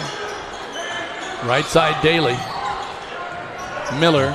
Right side Oliver. Oh, he's shoved right there. Yeah. I didn't hear a whistle. It finally, I heard it off the side. I thought it was swallowed. Goings will get that foul. Stops the clock. That's his second foul. Neither team in the bonus yet. Feltner. Oh, no. Tipped out of bounds by two Parke Heritage players were there and tipped it out of bounds, and they looked around like, well, we didn't touch it. They were the only ones around the ball. There. Let's see, water, sweat. This would be a big win for Parke Heritage to win the loss. Well, I noticed today that they were picked to win this by about 13. Their Sagard rating is higher than Linton's. Daly. Off, no good. Rebound is pulled down by Pickle. They get it to Shelsky. He starts to lose control. Cooper Smith on him.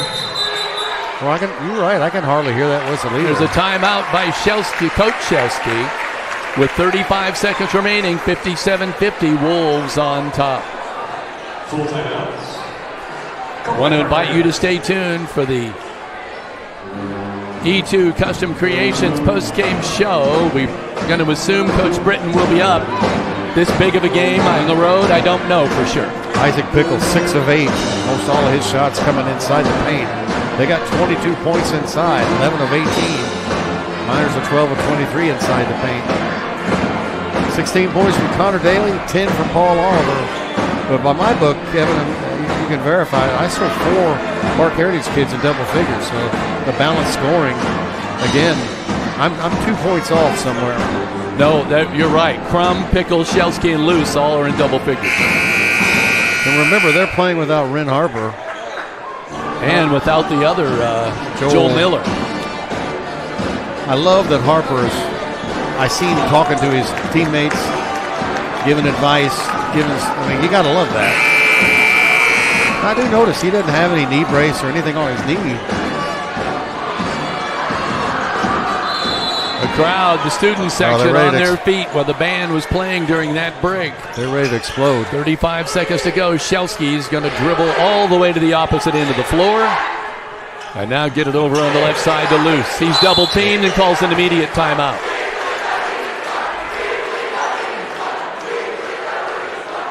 An assistant coach is telling Luce, you made a mistake by calling a timeout, but Luce was pinned in. I don't blame him. Yeah, I mean, you had to figure there was going to be a foul eventually. And I wouldn't criticize that kid at all tonight. No.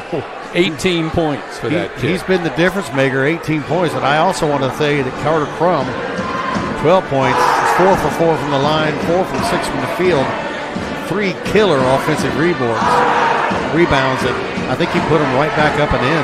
You know what, though? It's been a great game. Yeah, it has. I mean, you love seeing this kind of basketball. Hard-nosed, working kids that you could just tell have spent. The only thing I could fault is I would have liked to have seen the free throws be a little more even up. Yeah, it seems like there could have been a little bit more calls go Linton's way, but you just feel like all these Parke Heritage kids have done nothing but sit around and shoot basketball since they were 2 years old. Pickle is much more. Remember, none of these kids played football. Yeah, we were told before the game. All these kids just play basketball. Well, we used to play Parke Heritage week 1 for a couple of years. Getting ready to inbound the ball. They get it into Shelsky, and he's fouled with 23 ticks remaining in the game. Well, I would normally say that's money in the bank, but he's just 3 of 7 from the free throw line tonight. The referee was walking the wrong way. He went all the way to the opposite side. Now he regains his senses and brings it back to the other end of the floor for the free throw.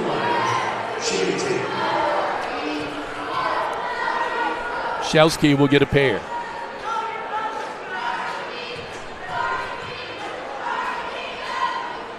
Gets it. Dayton Brown, the 6'5 senior. How do you like to bring in a 6'5 senior? Seems like they want to get him on the court to be on that court. 23 seconds to go. Second free throw. Good. Shelsky has played extremely well. Miller off the glass, no good. Rebound fought for, out of bounds. They're going to give it. They're going to give it to Parke Heritage. 16 seconds remaining, and the Miners down by 9. And honestly, at this point, I don't know why you fouled. It's 9-point difference. But we're going to anyway. They fouled the big guy, Pickle. Pickle has not been at the line tonight. Nope. He does have 12 points tonight, though. He's played well. Linton's going to have to dig deep. We got Evansville Central on Friday night.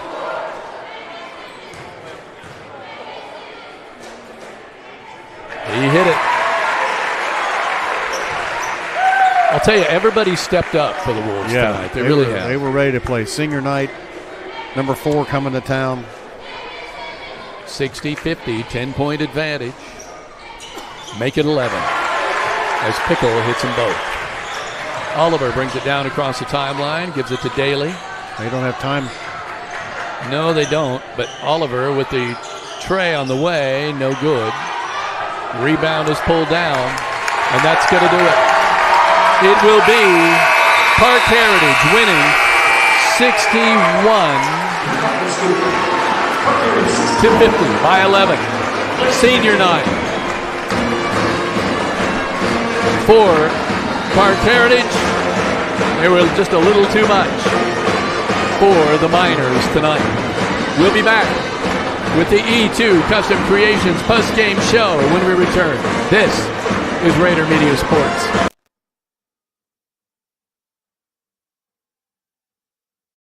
Custom Creations, we know that every memory has a story. Every time we sit around with family and friends, we share those memories. When we pull the boxes of old pictures out of the closet, we revisit those memories of our past. Whether it's a photo or a special moment with family, a picture of a loved one who has passed. When you think about that moment, there's a memory that goes with it. At E2 Custom Creations, we offer custom laser engraving for keepsakes, personalized gifts, home decor, signage, awards, and many other custom made-to-order products. Let us help you personalize a unique gift for a loved one, customize an item, or create promotional materials and awards for your business or athletic team.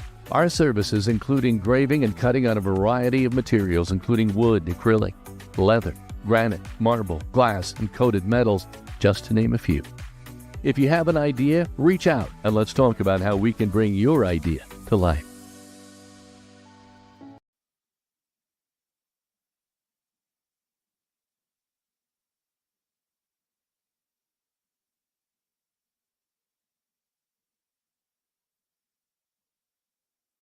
The goal isn't graduation day. It's a better every day after. It's the first day in your new career. Your first pay raise. The 5th day of that week-long vacation. It's the first paid holiday home with your family. Or the day of your last car loan payment. Much sooner than you thought. At Ivy Tech Community College, we don't just care about your degree. We care about your life. Let's get started at ivytech.edu.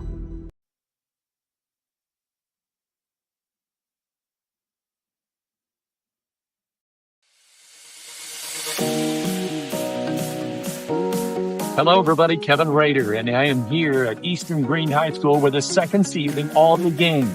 This is where boys basketball will begin to square off in the 2A sectional 47. Eastern Green, Linton Stockton, North Knox, South Knox, Sullivan and West Vigo all converge on Eastern Green High School March 4th, 7th, and 8th. If you want to get to Indianapolis, you got to win here first. Rader Media Sports will have all the action.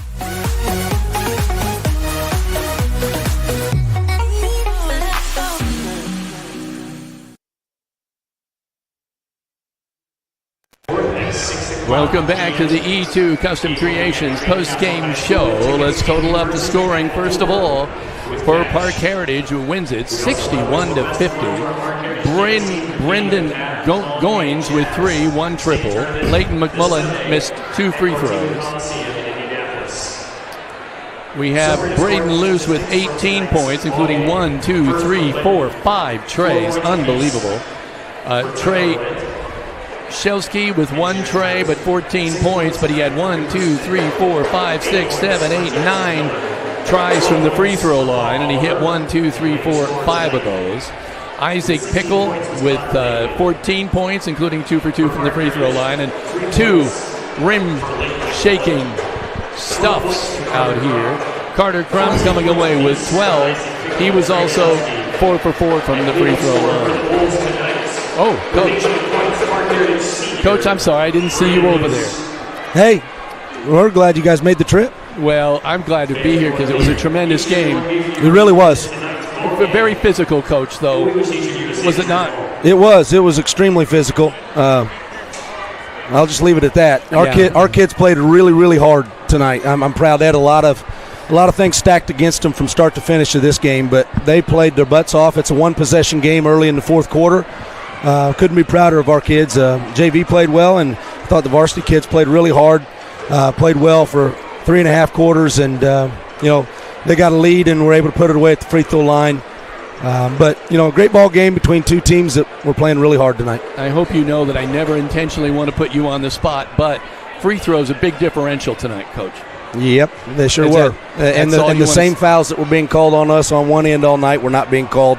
In fact, even more contact on the other end was not being called all night. So, that it is what it is. You got to keep playing through it. I'm really proud of how well our kids handled that tonight.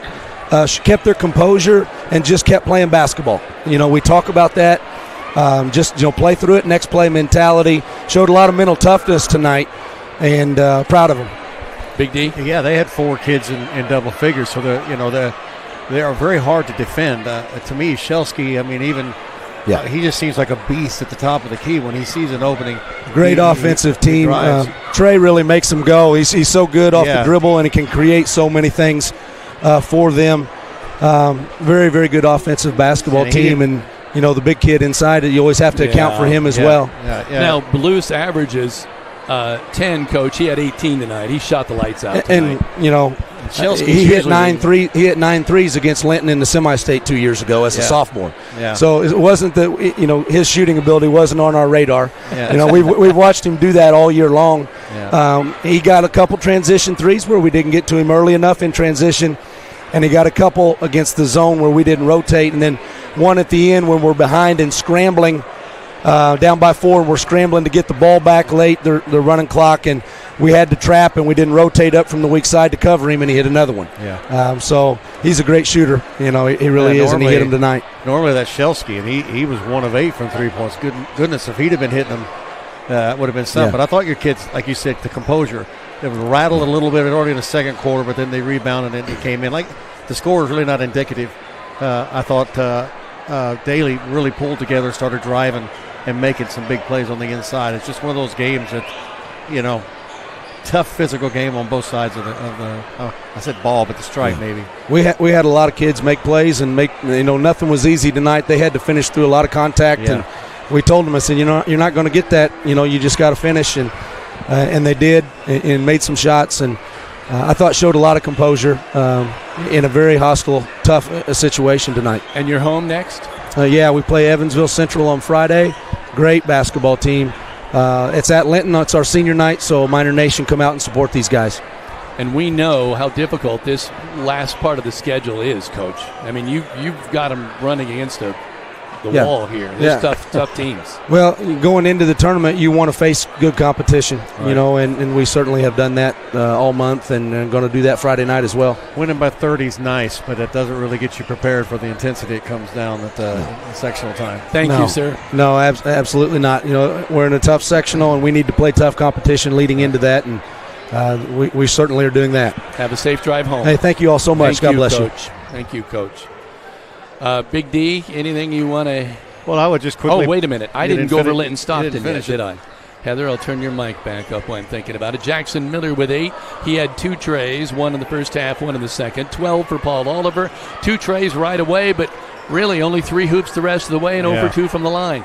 But I will tell you, he had 2 potential and 1 plays there that really sparked the Linton Miners. Yeah, so his 12 points was a lot more valuable than that. 16 for Connor Daly. He had 10 at intermission, 2 trays in the second half. 6 for Cooper Smith, 4 for Lint, 4 for Jake Rose, and I have him 1 of 4 from the 4 trips to the unbelievable. And you know, Daly's 2 threes right there at the end kept us. I think it was 52-50 at one point with the chance right there we were. And you know, Paul, this was probably as close to a football game on the court that Paul has had to play, because he was really knocked around on the inside. And he's a big guy. He's not easy to get knocked around. So, and he played football. These other guys on the other side didn't. That's what I'm saying. It was a tough con. I thought. What do you have here? We ended up, the Miners ended up shooting 41% from the field. That's pretty good. 21 of 51, 14 of 32 inside the paint, 7 of 19 from the 3-point range against 37%. A couple of those could have changed the face of the game. Meanwhile, 50% shooting for the Wolves, 21 of 42 inside the paint. They were 61%. That's where they got the bulk of their points. 7 of 19 from 3-point land. Luce just seemed to hit the 3-pointer when they needed it the most. From the free throw line, as Kevin has pointed out, 1 of 4 for the Miners, and that was early. 12 of 18 for the Wolves, 67%. Rebound-wise, the Miners with 19, 26 from the Wolves, and 11 of that 26 were on the offensive side, it just seemed like they were big ones. It seemed like the ball went right back up and in. The Miners with 9 offensive boards. Turnovers, not a big issue in this game. Linton with 8, 6 for Parke Heritage. Rebound-wise, Oliver with 9 for the Miners. As you would expect, actually it was Carter Crum that had 7 total rebounds, and Luce with 4. The big guy, he ended up with 6 Isaac Pickle assists. 4 for Jackson Miller, as you'd expect. 3 from Paul Oliver. 6 for Trey Shelsky. He benefited from passing to Luce and letting Luce hit that 3-pointers. And then 3 from Brandon Going. So the Miners are just going to have to regroup. They've lost 2 of the 3 games they've played, so they're going to have to, you know, you don't want to get yourself down and get yourself beat up. They're playing really good teams. This was a great basketball game Oh, the tonight. atmosphere. No matter the disparity in the free throws, it was just a great ball game. We knew it would be a good ball game coming in. If you go in the scores by quarters, which I always like to do, it was 14-10 Miners at the end of one, 27 all at the break, 42-40 Parke Heritage and the third, and they really broke it open in the fourth quarter at 61. Yeah, I think that 15-11 third quarter, when they pulled up a little bit, but that's still a tight game at the end of three. Still a tight game. When we got down by 4 or 5, as Coach said, they came down and were able to kind of kill it a little bit, and we couldn't keep up with them on the offensive side. But you start getting desperate and having to throw balls up there, hoping they'll go in. That makes it tough. Well, I just want to say that we thank all of you for listening, for staying with us tonight. We're not allowed to live feed or live stream tonight, but we certainly hope you enjoyed this broadcast. It was a phenomenal game. Heather?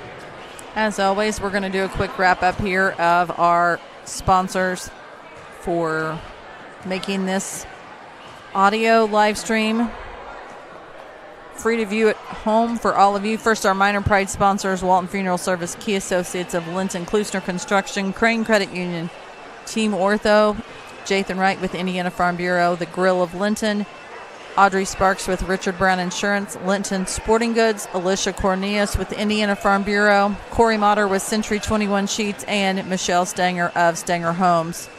Our footer banner sponsors, Tim and Joan Warwick, Martha Butler and Hadley, Margaret Ann Simon, Dan and Teresa Carpenter, Donnie and Marilyn Clayton, Casey's of Linton, Green Street, Skinner's Towing, Pizza Hut of Linton, Bandanas by Brenna, Beach Cattle of Bloomfield, Mike and Beth Fusco, and Heritage Lumber and Supply.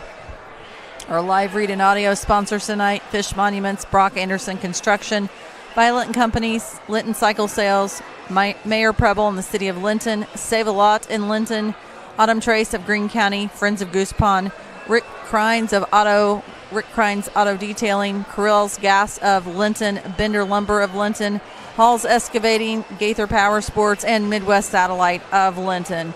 Our next broadcast is Friday at home senior night. You heard Coach Britton, Miner Nation, show up, show out, and be there for the Miners' last home ball game to honor Tucker Lent, Garrett McBride, and Hayden Feltner, along with the cheerleaders, the band members, the cadets, the rifles, and the dance team. And then we travel to Eastern Green next week for all 5 of the boys sectional championship games. So we want to say thank you to all for tuning in tonight's broadcast. We know you had lots of options, but we appreciate those loyal fans that chose to stick with us. And we want to say to all, continue to watch our Facebook page and our YouTube for features and post and more. Remember, your pop tabs are due this Thursday, February the 27th, or Friday at the ball game at home. And for Dan Phillips, Kevin Rader, and myself, this has been a production of Rader Media Sports.